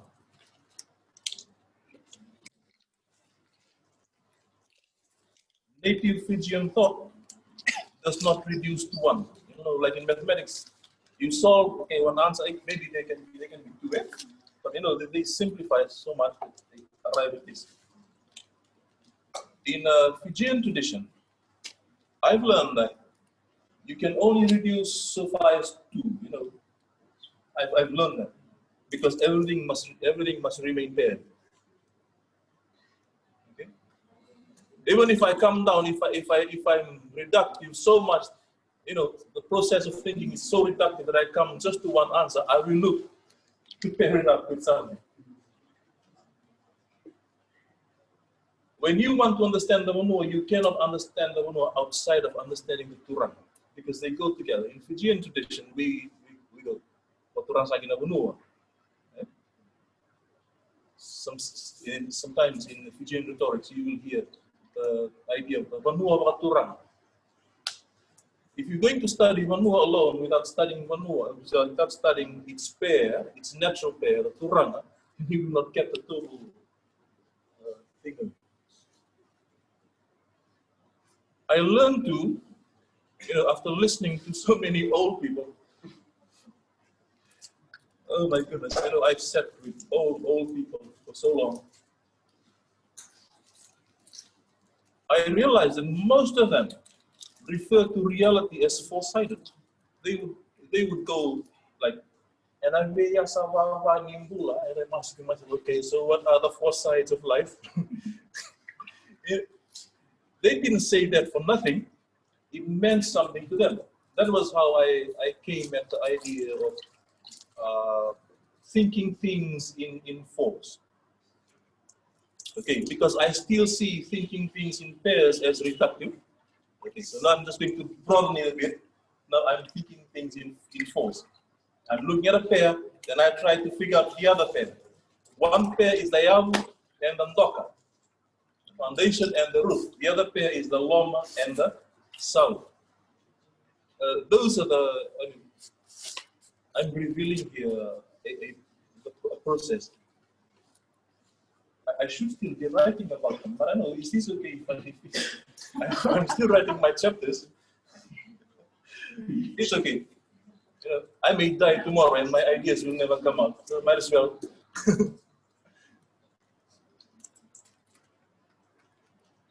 Yeah, and also, in trying to understand why we have so much disconnection.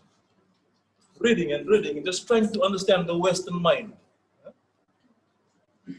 That reductive Western mind.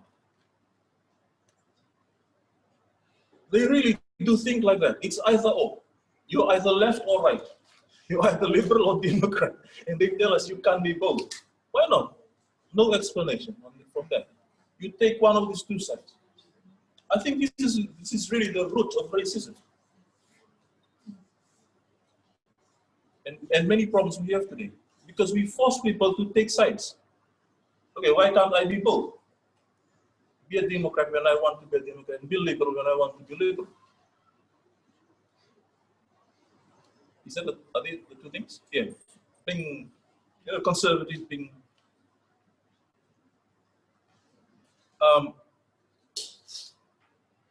and then after reading so much, just trying to understand the Western mind, I realized too that when they came with an idea that biology and culture were not connected, were separated. You are a biological being, silence your culture, your cultural side. That is why if you go into university and you want to study culture, then you don't belong to the natural sciences. Because if you become a biologist, you study chemistry, then you're choosing a side. Yeah? Over there, excuse me, you cannot begin to talk about culture. There's no space for culture in biology. This was something that we've inherited. We've inherited these things because we were schooled in the Western education system, Western science. Yeah? When I learned that, at first I became angry. Then I asked myself, okay, how do I rework myself around this? I know that the Western mind will be always making a difference or a separation between biology, the human being as a biological being. And if I want to take culture, then they will say the human being as a cultural being. They cannot reconcile these two. And I learned something just from observing my mother, because I researched my mother's people. And my mother lived with me, so she was a participant. I observed her, silently observing her, what she says and all that. And knowing her history. By the way, my mom and wife, they come from the same place, so it makes it easier for me. I have two participants who live with me. All right. So, I studied them. How they talk, what they say, when they say, things like that. And knowing my mom's history, she had biological parents, but she was raised here. Okay. When I meet with my uncles and aunts from where she was raised, and my uncles and aunts from where, the biological, I can see that she belongs to both. But she is not biologically these parents' daughter. But when I see her and I see the other siblings from where she was raised, they think and they act so much alike. And then when she's with her siblings from here, they act and they think so much alike. I realized that there are things you inherit biologically, and there are things you inherit culturally just by learning. You are not biologically mine, but you will go from here taking a piece of me.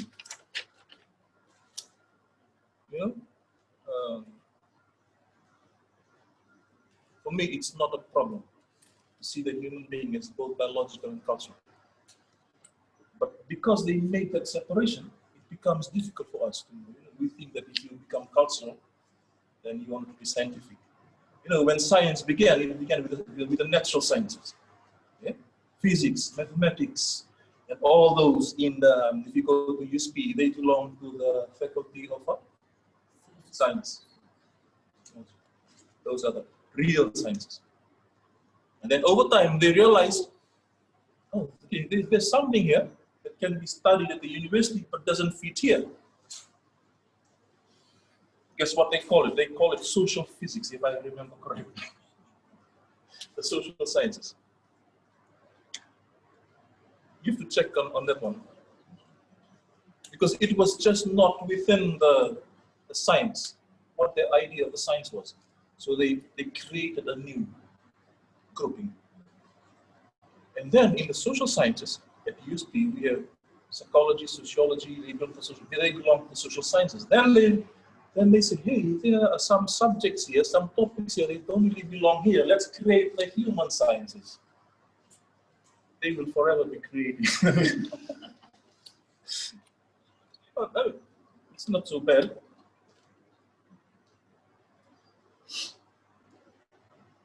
Yeah. Thank you, Mr. Wame. Does anyone have any questions? Okay. So I have a question here we have actually questions that are lining up. The first one here is from Ani Tuisau. Ani is from Welangi in Tabilai and have often come across the question of what is our family status or role in the village. She knows that she comes from the Sauturanga, but the challenges that she's facing is that they're being labeled as Kailama. So, her question is, can she ignore the role as that, being of a Sauturanga, or can she encourage her family to ignore that? And if so, what are some of the challenges that they are likely to face if she ignores her? Sauturanga. Yes. Yes. So I think the family is Kailama, and Kailama mixed, the two. Yeah, so Kailama. So I think when the Westerners came and they started marrying natives, and so now her struggle is around: is she still a Sauturanga or is she a Kailama? And if she becomes a Kailama, giving up that title or role of Sauturanga, will that pose any challenges for her and her family?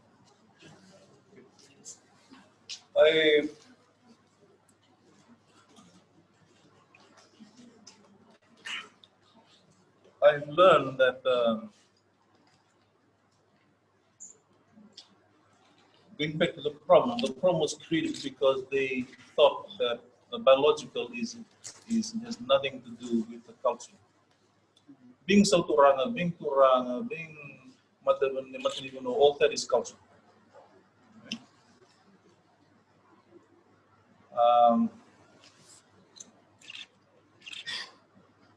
When you recognize that there are things that you inherit biologically, and also there are things that you inherit culturally, it will help make sense of these things. Right? To answer her question, if she biologically is in that line, then she is still Sauturanga. She still has Sauturanga blood in her. Right? The problem really is not her problem. The problem is others' problem, because now they are trying to cut her off just because she is a Kailama. Because in Fijian tradition, sometimes we think that only the man will pass on the line. But I have seen cases where even children of women pass as insiders. only in the colonial days that they had to structure us somehow. Again, force us into a box. It's easier to control. And things like that happen. Where I researched, in my mother's village, Lakamba in Laos, it is known there that some families descend from doctors. You know,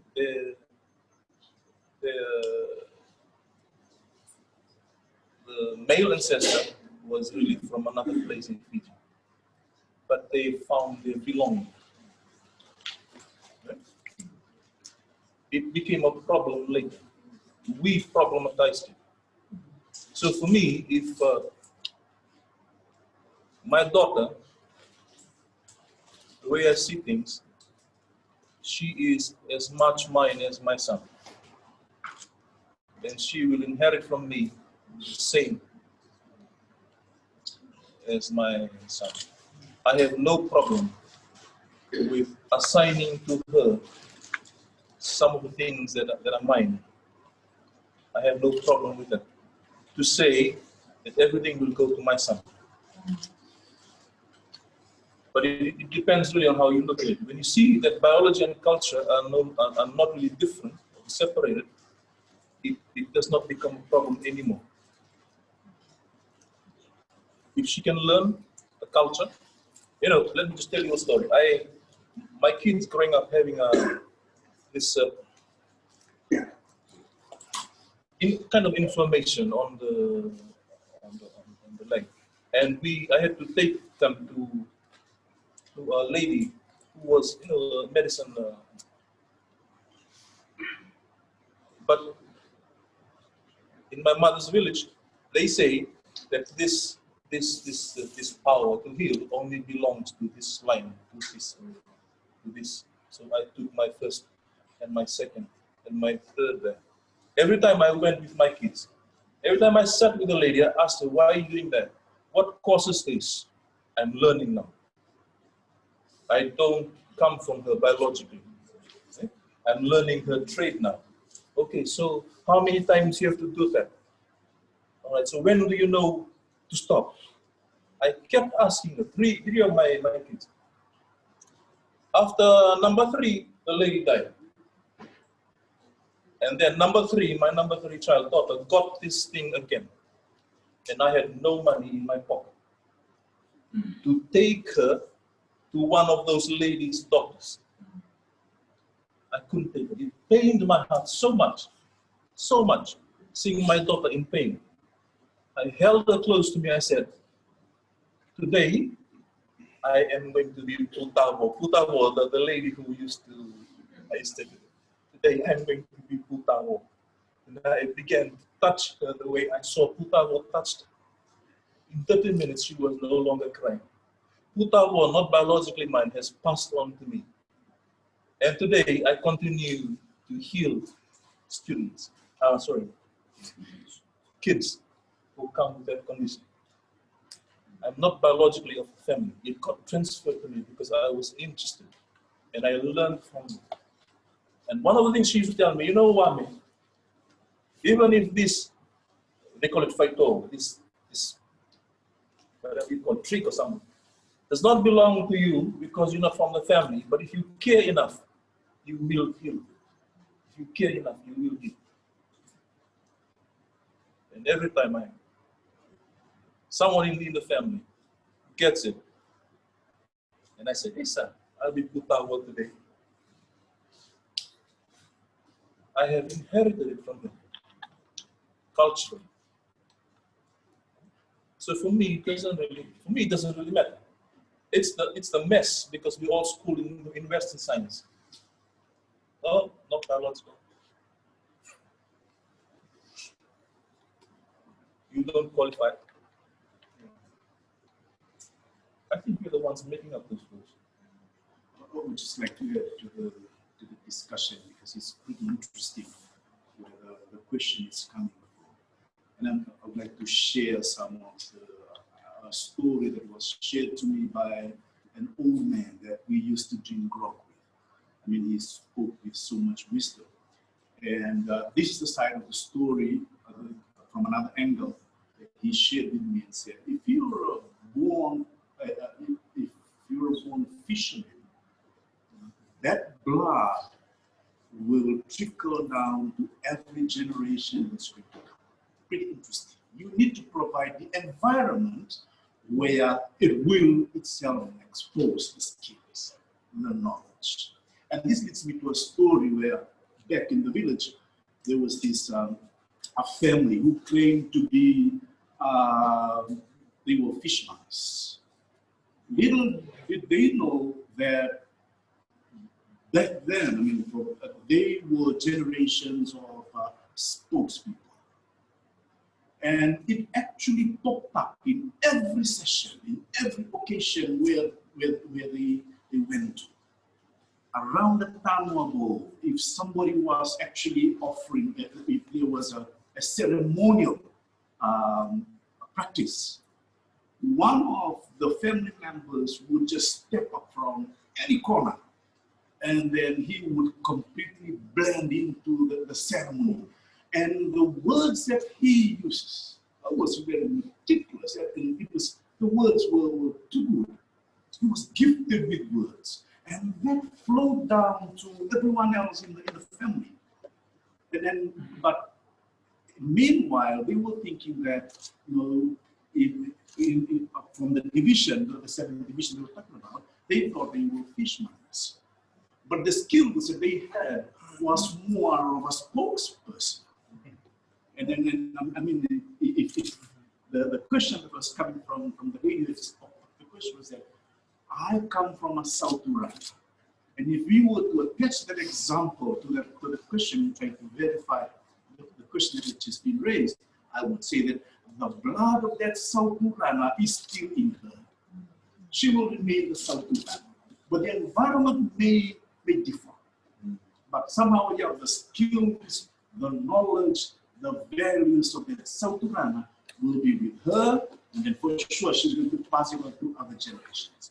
The label, it's just a label when you say Kaiba or a part you will be, but their blood will still have the skills, the knowledge, and the values of the South Sudan.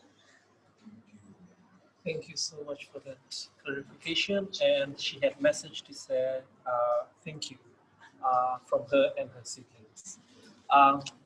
And we have a question here from Liti. Yeah, several. So, Okay, so the first one is when talking about placing things outside in the South, things we do not love, but also it doesn't mean things we hate. Do you think perhaps these are things we have not yet understood? I feel it's hard for us to find love for things we don't yet understand. You know, like for Christianity, for Christians, we can bring Christianity into the home because we love it, but we'll place Hinduism and Islam outside, not necessarily because we hate it, but maybe because we don't understand it yet. So do you feel maybe that would be that's logical, placing things out in the South, things that we don't yet understand, but we would still refer back to it maybe, you know, because that's where our knowledge comes from. Knowledge is power, where power comes from. Yes, you're right. Because understanding has to do with meaning. Right? What we keep in the house does not really need meaning. It's more sensual. It's more of a sense. Yeah. Because it feels right to keep it here. But once something stranger comes from outside, you begin to ask questions. And because you lack understanding, you lack meaning, then it makes it difficult for you to receive into the house. So for me, you know, when I go back to the tradition, to the ceremony, when a visitor comes in and does the tama outside, you know, indicating that they're here,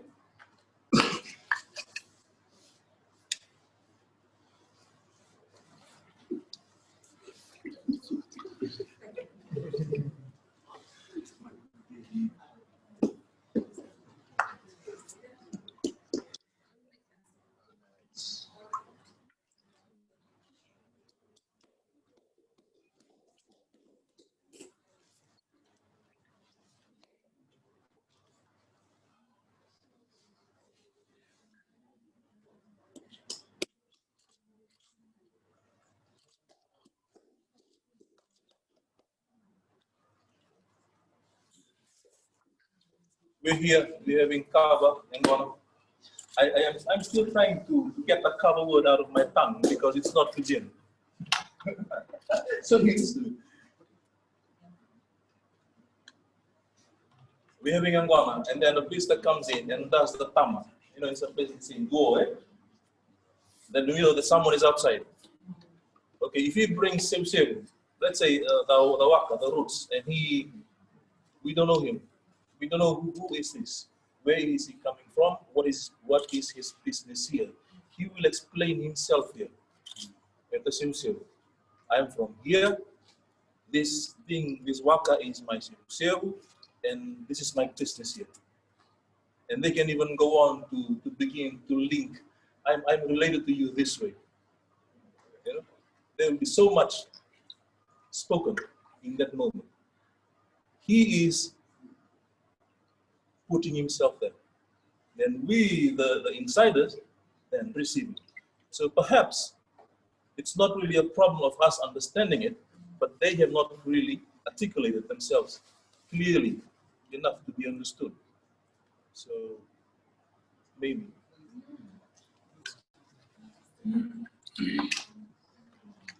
I hope I've answered. Did we ever have any written traditions? Did we ever invent any form of writing in the olden days? Like I know traditions were passed down orally, but did we ever invent any writing? We did not have a writing tradition. We all know that it was all oral. One thing I've just discovered otherwise in my own studies, that the words that we speak and even the, what do language people call it? The syllables. Like the yamba. I've learned that the yam means something and ba means something. If I want to know what the yamba met really is, the deeper meanings, go find what ya and ba mean. It is written. Just because the colonizer brought us this idea of writing, so okay, then we place it there. It's not written, it's not important. You go back there, go asking again. They mean something. All those syllables mean something. Like va, le. Yeah. I wouldn't say that they're not written. They are written in the stars, maybe, in the ways.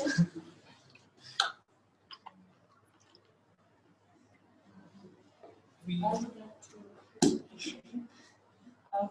acknowledge the diversity in the world and the backgrounds. So my question is, and you really now have a question because you said so when you were talking about your group, you're talking about how eventually it means silence in a way where a person is just silent to that process. And I know that a few of us in the room will practice like meditation and yoga, which is it's sort of like a parallel or alignment into the same process. And however, my question will be, now we have a culture of silence on so many issues that's happening. Yesterday I was in, and I just want to share this quickly. I was at Digicel, the one in town. There was this father who had 2 kids. One was around probably 9 and the other one was around 2. And the 9-year-old must have done something to the 2-year-old. And the 2-year-old cried, and then the father attacked the 9-year-old like an adult. Literally took him, threw him out of the shop, and no one in that space said anything.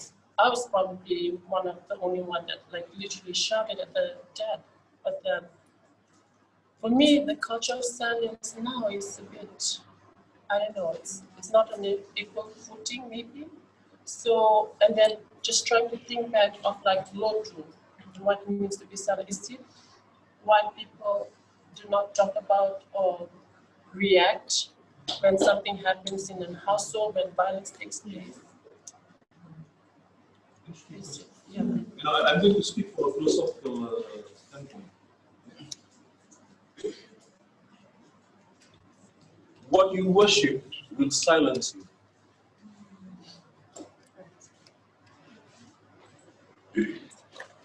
What you find praiseworthy will make you speak well of it. So be careful what you worship. People can worship even violence, and violence silences them. What you worship, what silences you, is your God. So we have to raise kids who are aware of this, that they do not just worship anyhow, anything. Worship is basically to adore. When you adore something, you become so speechless. You can't.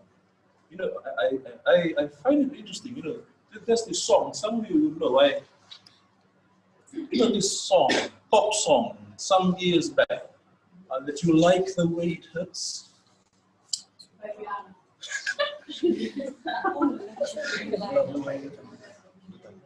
I tell my daughters, never ever sing that song. Might you internalize it and you begin to like the way it hurts. Can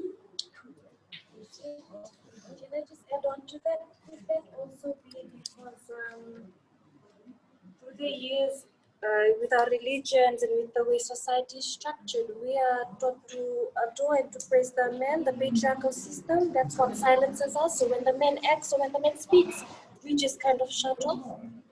It's possible.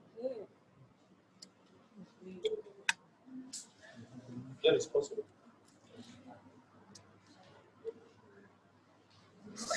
So yes, we have a questions. This is from Felipe Gio, and he says, "Bogi Saka, thank you. First of all, I am really interested in the conversations. Q, can Mr. Tabilai connect the Vale, the Yamba, the Lewa, and Tangane to us, Tamata? It's interesting that they seem all related. Any added facts?" Well, they all come out of the same base, and the base is Vanua. Remember? Everything new coming out, that's a Turang, it's a chief, it's just a new thing, new idea coming out. It will rise and fall and rise and fall and rise and fall. What stays the same is the Vanua. So the common thread over there, they all spring out of the Vanua. Okay, so if the native Fijian language is not your native tongue, you might like to go back to your native tongue, find out what is the word for place, and begin to just examine philosophically. What's the word for place in my native tongue? Because you will, don't be surprised to see that it will be parallel to the native Fijian idea and understanding of the world. Read also, there are lots of books written, philosophy, on place.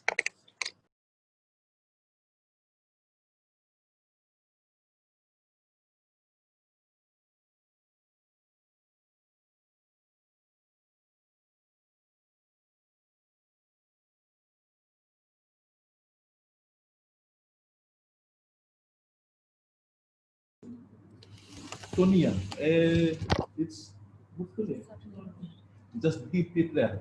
One day you go and whoever it, you go and get it out of the water. Eh? If we all go back to our native languages, because we became colonized, we then went and Tonia, our native understanding of place, we just go get it back and begin to examine it. I'm sure it will be so parallel to the Western mind's understanding of place and the native Fijian understanding of Vanua. In Tonga, it's Ponua. Some places in the Pacific, it's Felu, or some Wenu, or some Henu.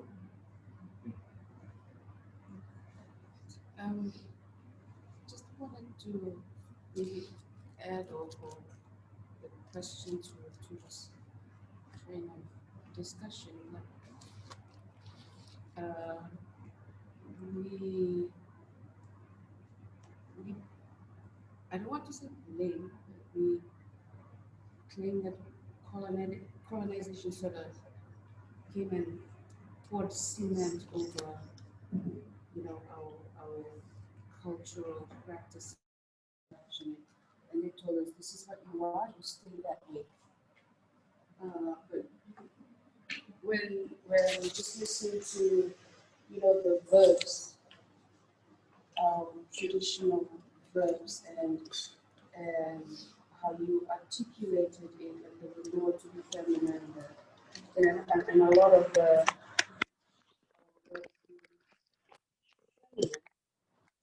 where along the history of our values, the brevity of these, definition lose its meaning, bringing it back to our value system and re-establishing the meanings of these I-Taukei verbs to be part of our current value system, because women are being, women, children, and the vulnerable groups are being abused. But when you go back, and just listening to the respect and the acknowledgement of sort of the nature of these words, how did that, lose its meaning today? Because, it's our society has become, patriarchal and machismo kind of culture, and a lot of things, male dominated, and they've dominated this space that in your articulation, I think was, very feminine. Is that the word? Yeah. And I also maybe, if you, from the ministry, what are some of the, because we preserve our culture, but what about, kuna ruet, yeah?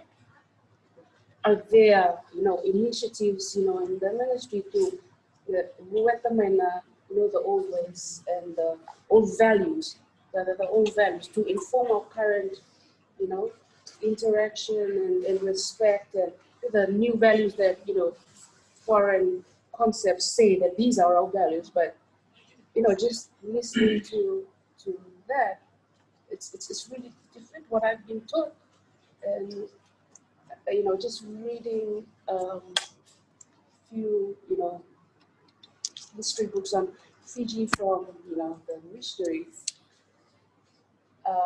They talk about cannibalism and battle, and they talk about how, we were very barbaric, but not once in, in these books that I've read were any women being abused. Women knew their place, there was, in that ecosystem, everyone knew their place, everyone knew their function and their role. Where did that go wrong?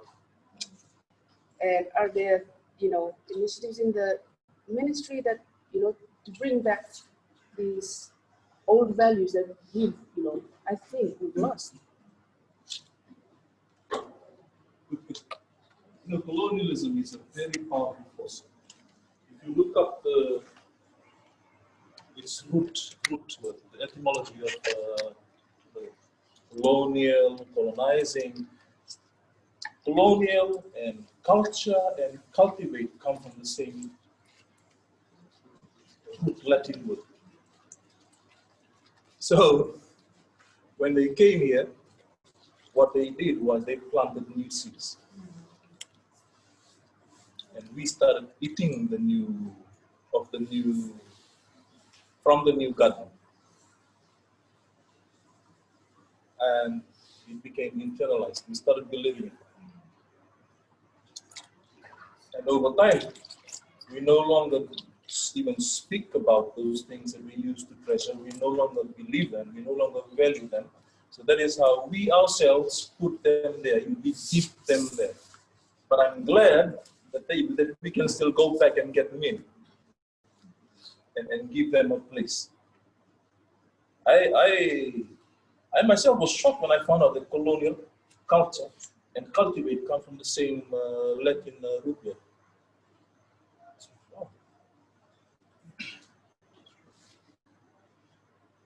Thank you. That's a good question. If I may add one, in many instances, I've been challenged by people that your culture does not respect women, because that's probably where Mapigali's question is coming from. And one of the things that I used to say to them is that, hold on, if you say that my culture does not value or respect women, I can tell you thousands and thousands of occasions and ceremonies where in my culture, women are valued.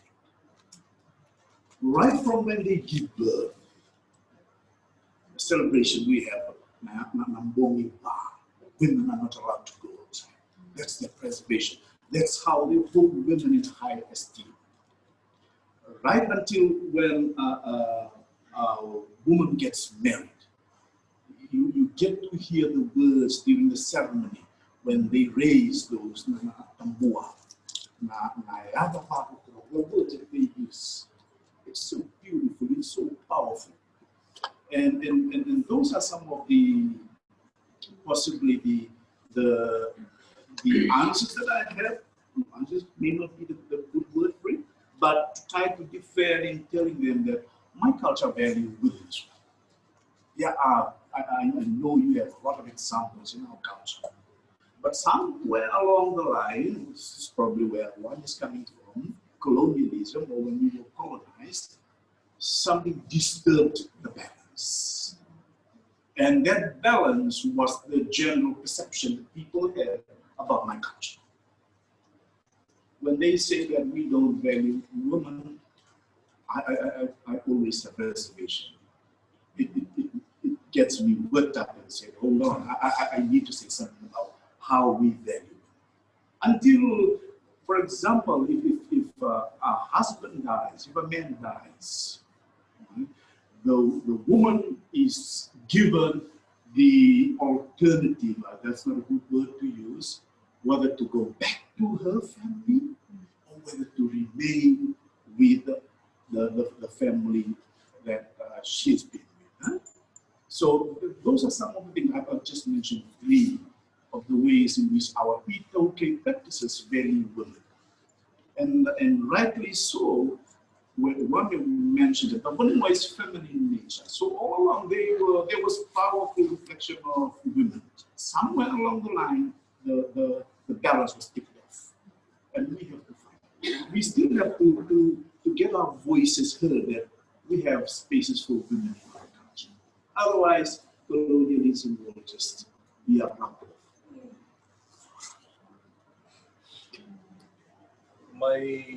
Just to get to that, my mom is from Tumbo, Lakapan. And in Tumbo, to this day, there is a proverb that they say, meaning, if I may translate that, if you marry a woman from Tumbo, you're marrying a goddess. And that goddess kept my dad silent. Because he worshipped her.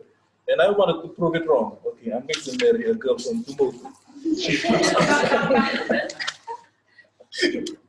Yes. You know, but then it's a give and take, eh? So, while we are talking about colonization and how it has reduced some of, the way of life, the way of thinking of the I-Taukei as much as other indigenous groups. One of the things I think was really powerful from your last week's session, Mr. Wame, was, in Fijian culture, we view the vanua as both abstract and material. And then, white men tried to understand what it was, and they sort of narrowed that down to like vanua as a place. Would you like to elaborate that more for the audience? I thought that was Thank you, Lang. You know, the reductive white mind cannot see the Mua as both cultural, spiritual, and physical natural. That's a framing. I understood as a native Fijian, the Mua was not totally physical, it was not totally material. There's also the spiritual, the cultural element. And I searched and searched, and I found, again in our native language, those written with these two words, Yalo and Yango. Yalo is the word for spirit. Yango is the word for body, physical. Then I asked them, these two overlap. Where do they overlap? Anyone like to try? Yeah. Ya. And what is Ya? Ya is a reference to place. Ya is a reference to the Vanua. The Vanua sits somewhere where the spiritual and the physical dimensions meet. So the dictionary definition is not good enough.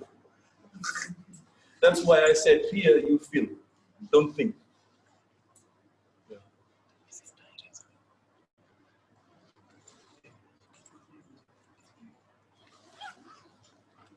So, thank you. We have a question from our online participants. In terms of progressiveness, as we are continuously evolving and unearthing these different dominant narratives, how do you, Mr. Tabilai, navigate these boundaries for yourself? Thank you. Lang, good question. Tough one too. How do I navigate? Okay, for me, I received an email from a psychologist, a professor in psychology at the USP. She wanted to interview some native thinkers. She wanted to interview me. She didn't realize that I was a native feeler too. If you didn't follow me. And she asked me about what I'm happy about or not happy about in the Fijian way today. I thought, I didn't see that one coming. I had to go search in my, and then I realized in trying to answer the question, what made me happy, what does not make me happy, I realized, okay, what makes me happy is when I go into a space and I see both the Tamu and the Tara. It is clearly articulated, this is Tamu, this is Tara. You are allowed here, you are not allowed here. In our native cultures, Tamu and Tara, Tamu is where you are not allowed. Tara is where you are allowed. These two are clearly defined. The girls who are Tambu to walk in pens or in the village, or you know, it's Tambu to sit here, it's Tambu to sit there, but it's Tara to be here and all that. It's clearly marked out.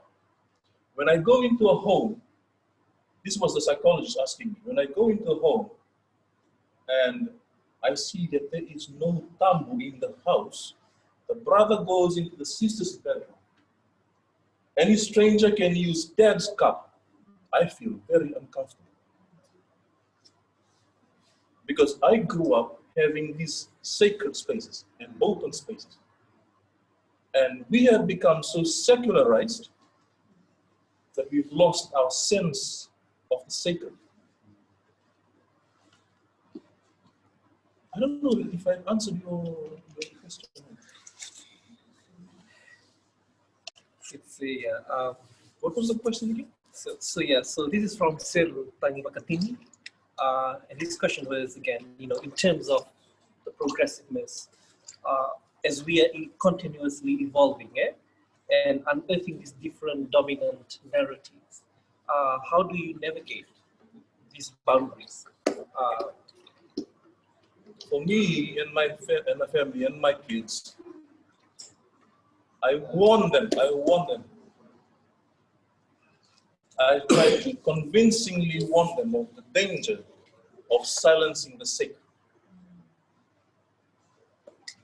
where they no longer recognize that some places are Tamu.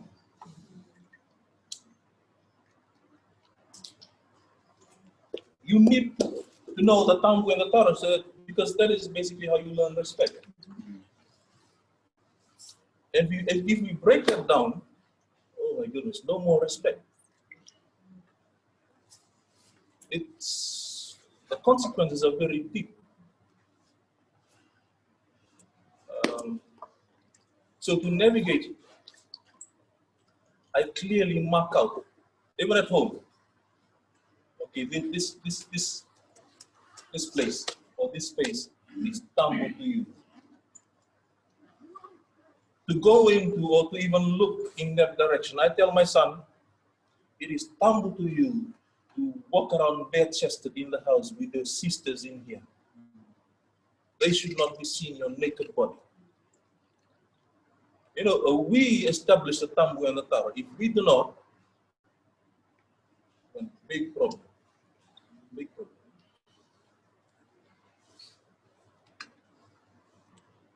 Just an example. So how do I navigate?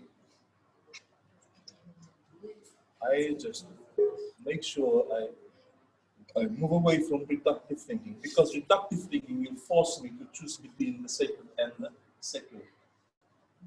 Fiji has become a secular state.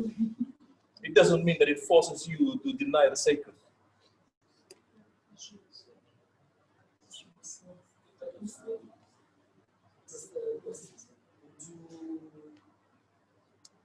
Would you say that pluralism is an ecology? Good question. You know, I started speaking about the metaphor, or the Met. Colonialism has brought many things that I like. I like cars, I like traveling by car. You know? I like the internet. If you understand the Fijian Met or the Yamba, you understand the Fijian Met, okay, there is no Met here. Well, this is a Met. The Fijian Met will have normally white and black strands. Yes? What do we call the black strands? The black strands woven with the white. Somo. What does somo mean? Gelling. Do you know how they prepare somo? When the leaves are harvested, they dip it in mud, and the mud is going to make it black. They tonia there, and then they go back, they wet it, and they weave it with the mat. Now, this is how I look at it. The white is what I have come to embrace. Maybe it might call my sport. I still embrace it. But I'd like to give it some black, give it some value. Yeah? If you think of two mats, same size, woven by the same weaver, one is all white, one uses black strands. The one that uses black, both mats will have the same cover, they'll cover the same floor space. Both mats will have the same power to carry, because we use it to carry our dead. Okay? But the one with the black will be of higher value to the white mat. That's how I would answer your question. For me, to use what is dipped there, bring it back, reweave it into my current reality, adds value to it. It is not taken away.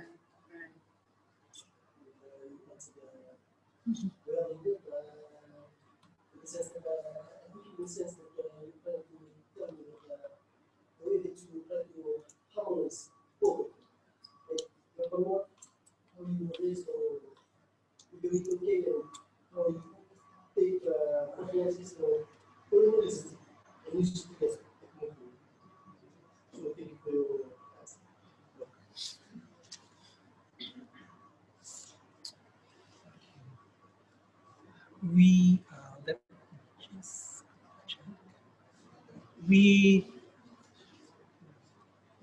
don't have any questions online except for a acknowledgement from Felipe Gio, and he says, "Isa level OB. Please let's carry on with this type of conversation, with this type of session more, and he prays that we can organize and enforce this type of Talanoa sessions while drinking grog in our villages and communities so that our education is brought alive. Now, I believe we and science, we are into unlocking more of our untouched art and science into the real world. We have to be more creative and into more become relevant, but also respected, and to think of those whom we represent and to those whom they, our friends, and other races, whom they also represent. And he says, so that's just an acknowledgement from online. We have a question now. So the question is from Chonasa, and he's asking, how is the I-Taukei culture relating to the fundamental principles of democracy?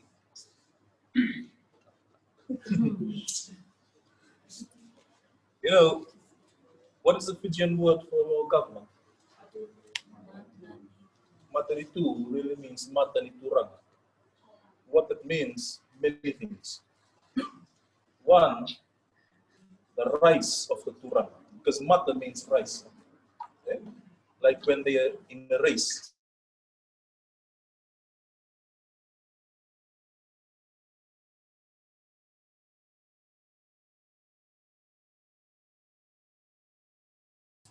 Of leadership. And then in that kind of electoral process, then they select who is to be leader. And that for me is democratic. Because they, you know, if you're familiar with Fijian tradition, it happened in Verata, the race in Verata. It happened in Nayau, Lau. They had a race too. And one of the younger brothers won the race, and he became the king of Nayau. And his descendants remain as kings of Nayau today because the white man came in and fixed it into some. You know, so some of these things we cannot really undo. I think we just have to learn to embrace it and then salvage whatever we need to bring back. What was the question? So the question was, how is the I-Taukei culture related probably to the fundamental principles of democracy? So Matentu, now we understand Matentu as a name, as a noun. But remember, I said earlier, it was an action, a verb. First, there was a race, a Matanituranga, the rise and fall of the Turanga, the rise of the Turanga. Then from there, they formed the Matanituranga. Also, another meaning of Matanitu is, this is the representative of the Turanga. The government, in Fijian governance, the government is always representing a Turanga. And you will see similar, parallels in the modern way. We have the president, and then we have the government. And we have been, the modern way is now saying that this government represents the Vanua. But according to the deeper, the philosophical meanings of Matanitu, the Matanitu really speaks for the Turanga. The Turanga speaks for the Vanua. It's a reversal. The Turanga represents the Vanua. So when the chief from a place sits here, it's not him alone. The whole of his Vanua is seated there. And in colonialism, this was upset. Our chiefs began to think that they sit there for themselves, that they are not representing the. It's a little, this is not an easy topic to calm around because it's going to move some of us. Who do you think is the Turanga in the democratic society that this Matintu is representing? What do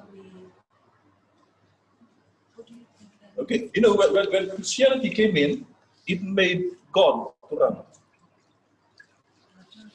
You know, so now the government. I'm talking about not this government, but the government that you know that emerged after Christianity. Okay, whoever governs is representing God.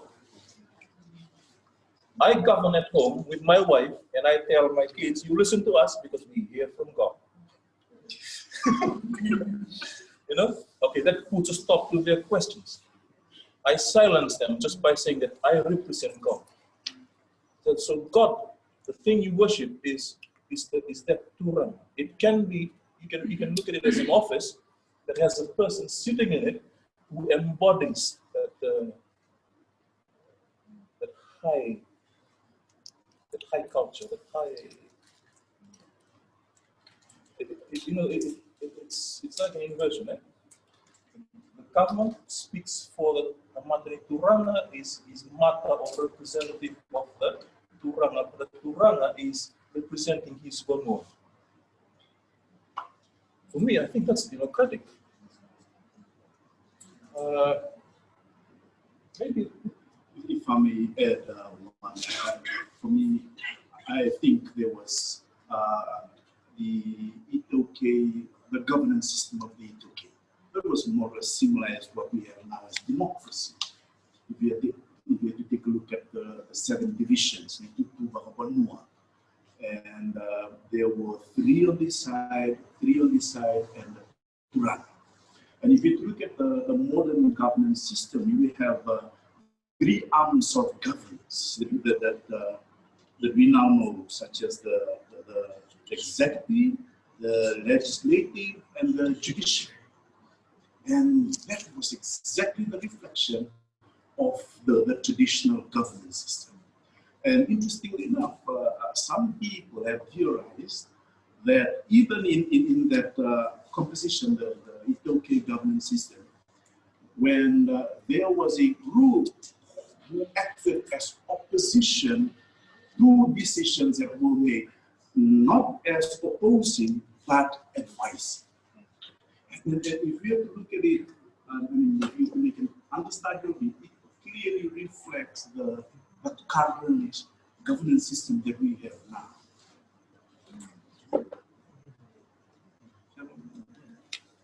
you're right. Both have representation. The Ranua, they have representation, and the Turanga, that high culture, high language. You know, if we go without at least Turanga, whether revealed or hidden, then we lose the honor that we demand from our politicians when they, after they get been elected, get into parliament, become honorable members of parliament. So very tricky if we're going to lose the high culture, high noble, the sense of a higher.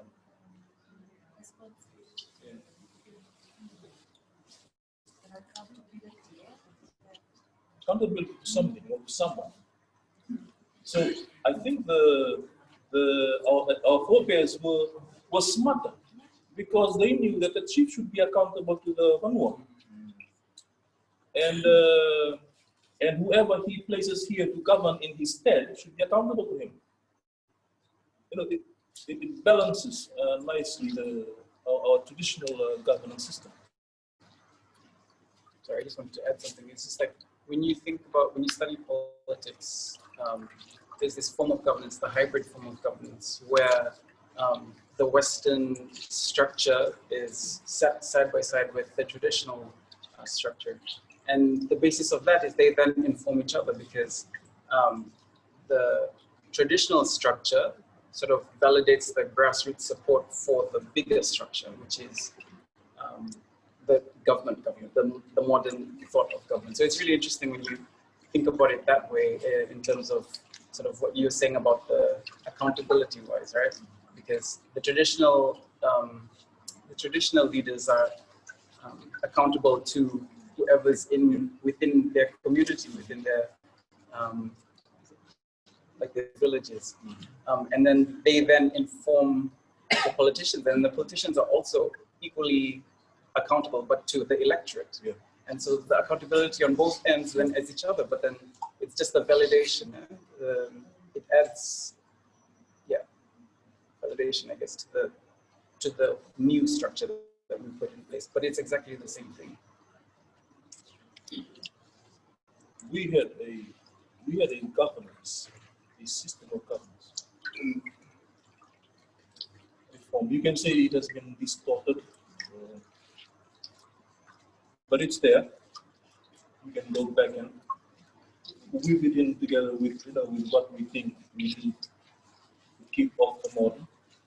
But I think that if we silence that then we are not doing justice to ourselves. Because this is we inherited it. I thought it interesting too that the Vanua had two eyes, the eye of the Vanua and the eye of the Turang. The eye of the Vanua is the Matani Vanua. The eye of the Turanga is the Matani Turanga. You know, in common tradition, interesting to read that they had the Tui, and over time the Tui became so sacred that they cannot, that the people can no longer interact with the Tui Tonga, that another line emerged and became the Hau, or parallel of Sau in Fiji. So the Hau became the administrator that engaged the people. This one was too sacred. And it happened twice. If you read the Tongan history, I think it happened three times. That there was a first Tui Tonga line, then a second Tui Tonga line emerged of the same tree, then a third Tui Tonga line emerged, which I think is the line that rules now. Because this one has become sacred. People can no longer approach the sacred. It's done. So for us, the native Fijian culture, the Vanua is done. So the Vanua must have a representative, a Matani Vanua. And that's the chief. The chief really represents the Vanua. You following it? Even though today there is a department, Matani Vanua, to represent the chief. The chief is the ultimate representative of the Vanua. And because he became the chief, the Turanga became sacred to, the Matani Turanga is appointed. So Vanua is sacred, Turanga is sacred. These two in between, the Matani Vanua and the Matani Turanga, are really the one governing the Vanua whole for the ones that they represent. The Matani Vanua is the representative of the Vanua, the Matani Turanga is the representative of the Turanga. Any Vanua should be two-eyed. If only one eye there, alas.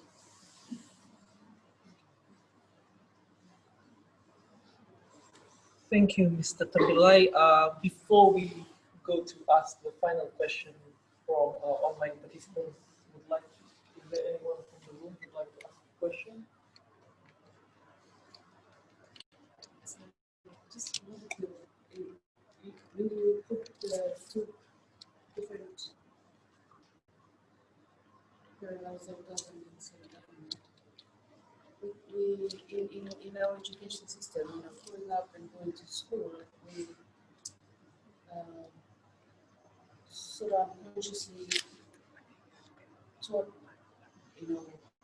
the way of government. It sort of indirectly humanized our traditional structure, and it was very reductive and reduced our structure and sort of said that this is the culture that that produces violence, that is, produces these types of abuses. How do we change the narrative? Because it's we've been told that our way is not liberal. It's not. It doesn't respect women, and it doesn't acknowledge the participation of, you know, young girls and women. I would just, you know, just because you know, growing up, we had that role. You know, this was our father's plates and utensils. That was his seat in the house. Even when we walked past our parents' room, you know, we were scared to look inside. But when we went to school, we were, you know, indirectly told that that's wrong or that's not right. These are not the right tools that you can use in a progressive world. So we've been told that our culture does not have a place in the progressive world. How do we change that? Sort of a narrative that's been, you know, entrenched in our education system. For me, I think, again, from a philosophical standpoint, we've become timekeepers so long. Just keeping time, keeping time. If we start learning or relearning to bend space, you know, those things, those structures, they become fixed into place. If we dare ourselves to sit in that space where you're able to bend it, I'm referring to, then the new or emerging alternatives will come up. And if this is not working, then we'll rethink. Rethinking. I think if you live in a world where time is everything, then you will not really have time to rethink.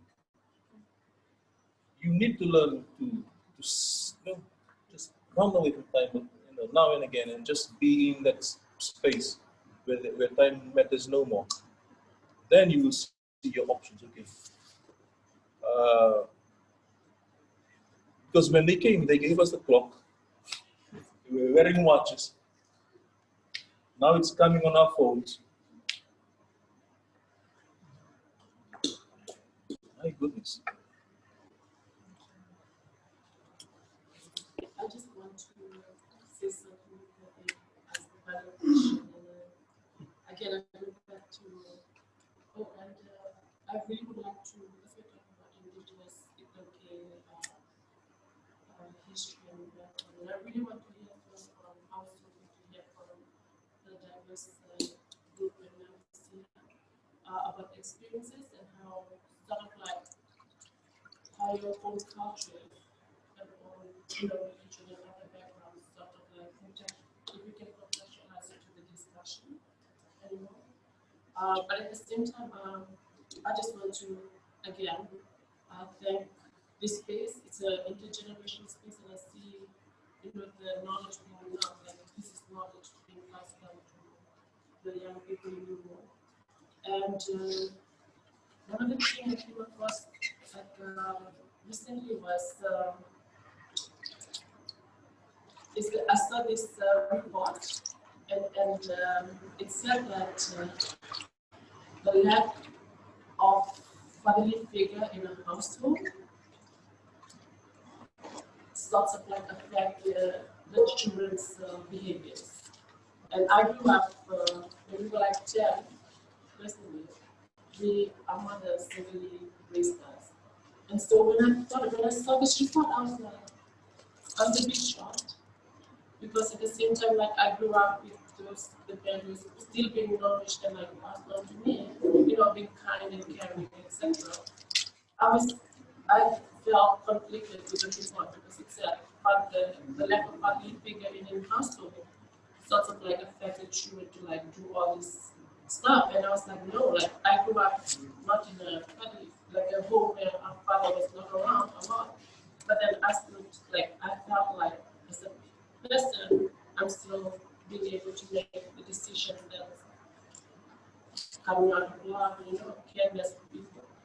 And So my question is, what do you think about that as a report? And I know you, when you talked, when you started discussing, having this discussion, you mentioned that traditionally for men to have a wife, you have to build a house, right? You have to have something in place in order to get a wife. You can't just, like now it's different. Men just go around and I mean, it's the other way around too. I mean, it's the other way around too, you know? It's not just men, it's people too, like receiving men. And then there's no really like this foundation is home in place already, and then they start working on it, etc. And just with that in mind, my question would be, what do you think, or what's your perception on that? The lack of fatherly figures, is that as important, or is it not? Because I do argue that my context is different from what that report said, and I really can't complete. What did the report say? How did it define the fatherly figure? Well, it was men. But then I felt like the report said it was like the fatherly figure meant like men, like biologically male. That was what the report said. It wasn't going in a way that said like, you know, we went, even though your man is like, it's a fatherly figure still, but like the report sort of said that the fatherly figure was the one drawn to the biological. Good question. You know, those who are familiar with Fijian tradition, it will not be uncommon to hear someone say, "Okay, sa tangan niya lew nomor tuan." That person, regardless of gender, is both a man and a woman in the house. It is possible to be biologically male and be both, and operate in both capacities, or be biologically female and still operate in both capacities. It is not a gender thing. Is that the right word? It's not a biological thing. It's not about biology. It's a learned thing. It's about culture. You can be both tangan and leo in your home. It's possible, and that is why I see youths who come from single parents, mothers, who are very, very stable. Because their mother took on the responsibility. Okay, now I'm going to man and woman of the house. And basically, being woman, you know, I'm not talking about the biological, the cultural. Right? Being woman, you make wise judgments over place. And being man, being tangane, basically means you are the constructor or the creator of relationships. So, you know, you will not be busy, just be busy taking care of place. You will also want to see that, you know, your kids are well connected in the community, and you're building relationships. So I don't see it as a biological issue, if that's what the report meant. Because in Fijian tradition, you can be both. Have you heard that? Many times.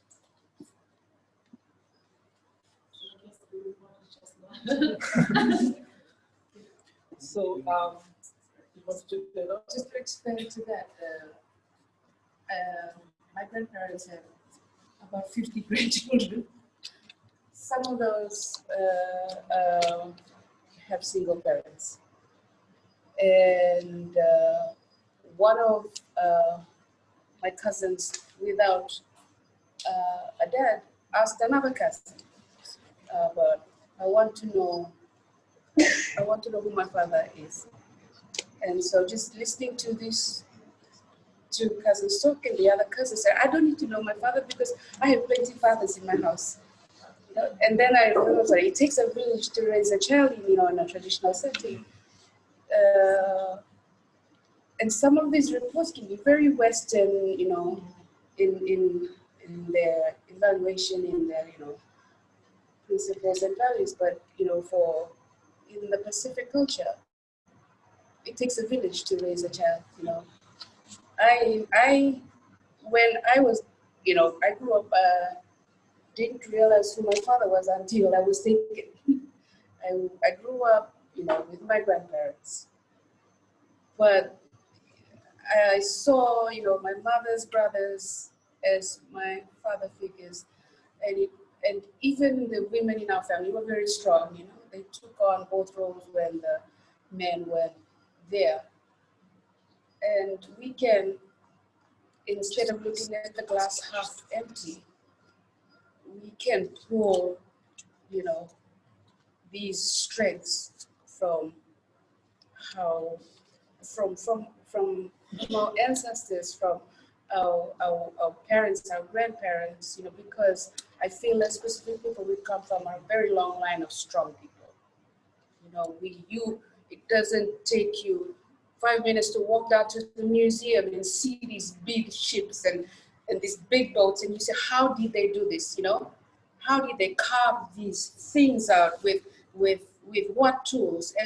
And so we talk about technology. We had technology with us. We had the tools, we had everything we needed to progress, and it was very advanced. And in our villages, the houses that are built traditionally were the houses that withstood, the hurricanes. And for us, young people, we get very discouraged to see these reports and how, the World Bank and the UN measure poverty. We're under the poverty line. But what is poverty to us?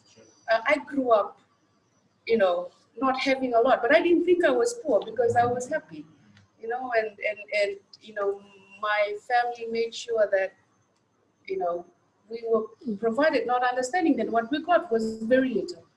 But, when I came to school, then I realized, oh, we're poor. That's when I started realizing that we are poor because we've been told that this is who we are.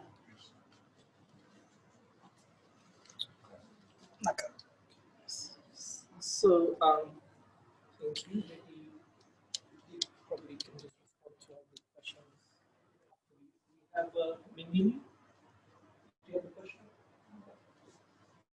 I would like to just respond to you mentioned about doing the voices not being heard. Is that what you imagine as well? No.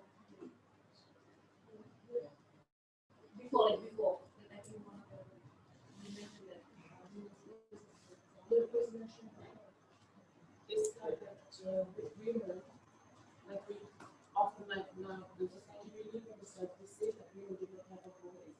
But I would actually. But the old way, we had our place. I just want to comment on that as well for asking people who have species as well. You said when people to, I don't know if you say that we don't have a voice, you cannot have a voice in the person of power. But your space is in your person no matter that. Because that's where everyone has equal rights. So if you want to have a voice, go to when they say Bosnia Makalani, make sure you go and see through because that's where your voices will be heard. Because Bosnia Makalani, only limited people will be heard. But Bosnia Makalani, you have every right. Just to add on to that, you are very right, and I think because the voices in the very Western thing is you have to be heard. And for us traditionally, our women's voice is influence. We are the neck to the men's, not to the head. And we may not be able to partake in forums, but we're very influential, in those forums in unsaid ways, how we influence our husbands. And so in actual fact, when he's making the decision indirectly, it's the women that's making the decision. Yes. So it's not that our voices are heard, the decisions are influenced by women. It's again because of how we have defined voice. Yes, it's how we define voice. Really enriching discussions, and I know we talked about space and time, and I hate time. But in the interest of time, and in the context of the time that we're living in now, I'm going to have to ask the last question. It's coming in from our online participants, and this is from Eparama Gerewanga from the Western Division. He says, Vila Valehu Naita Mr. Tabilai. His last question before he goes and Somungwana, myself, what's your advice to the young people in the room tonight? And what do you hope that they will take away from tonight? And he also shows his appreciation and acknowledgement to everyone who's also in the room. So I think that's a very good way to end this conversation, this sharing and learning. So what's the advice to the young people, and what do you hope that they will take away from tonight's learning session? Well, not easy for me to answer that one because I've said so much. Okay. When I first sat in a philosophy conference and I heard this Hawaiian philosophy, oh, a woman philosopher, I tell you, it just turned my world upside down. You may go and look her up. She goes by the name of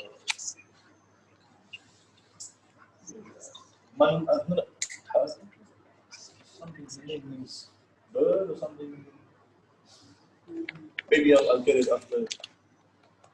She spoke of an idea that I found very, very interesting. She called it simultaneity. And she tried to define it in that very short time that she was given. And she said, whenever you come across two concepts that it seem like they are opposites, okay? Like they are at total odds or something, they just cannot, there is just no common ground.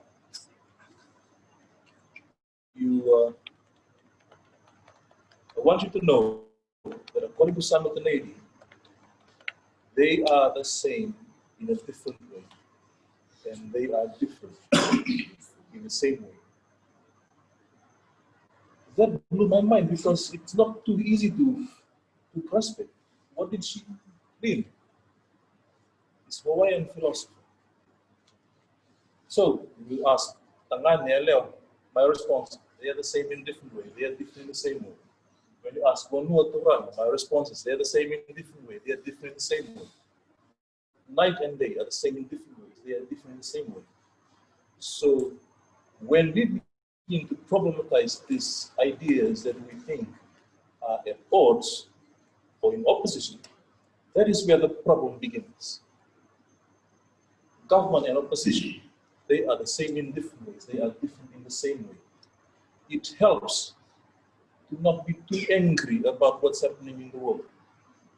The secular and the sacred, they are the same in different ways. They are different in the same way. That helped me, and I'm sure it will help you to begin to change how you frame your thinking and your thoughts. You know.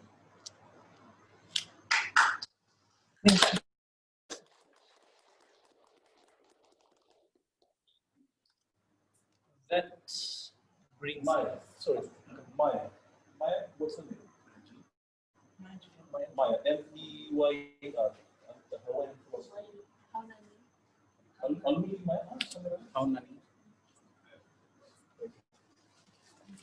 Let's go look for Hawaiian philosophy. That's the name is Maya, M-E-Y-R. Thank you so much.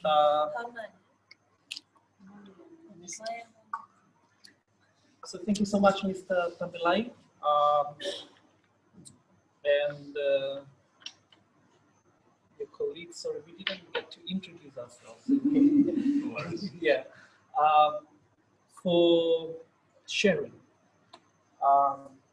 with us. I think over the last few weeks, and I think over the last few months, there's been a thirst from many young people to understand their identity, their culture, who they are, where they are rooted. And I think this is a very sort of like a breeding ground for many of us, even though we are adults. We have been nurtured, and in many ways we are. We talked about colonization. We are sort of decolonizing the way we think. We've been not only learning, but we're also unlearning and relearning. And it's a journey, I think many of us in the room and those who are joining us online would really, we deeply appreciate. We thank you for your time. We thank you for your vast and immense knowledge and um, imagination that you've shared with us tonight, and I'm sure like many will walk out of this room and they'll begin to imagine for themselves as well. So on behalf of Friend, Fiji, and the Alliance of Future Generations, we'd like to take this time to really, thank you, uh, and we hope that more of these sessions will generate discussions that will ripple out of this room. So with that, with those few words, I'd like to ask, my friends who are in the room to show the, appreciation and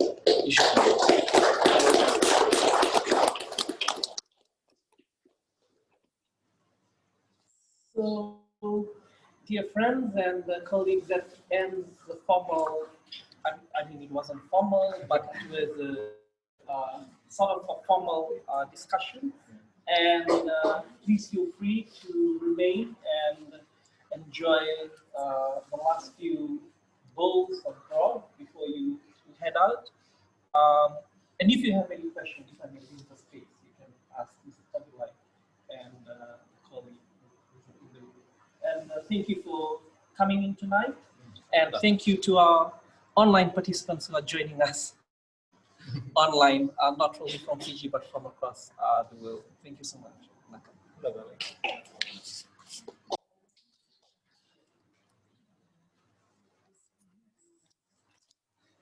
When I met Earth, I didn't meet her. I was just sitting in the audience. Oh my goodness. She has such freshness. Now, for me, it no longer, I no longer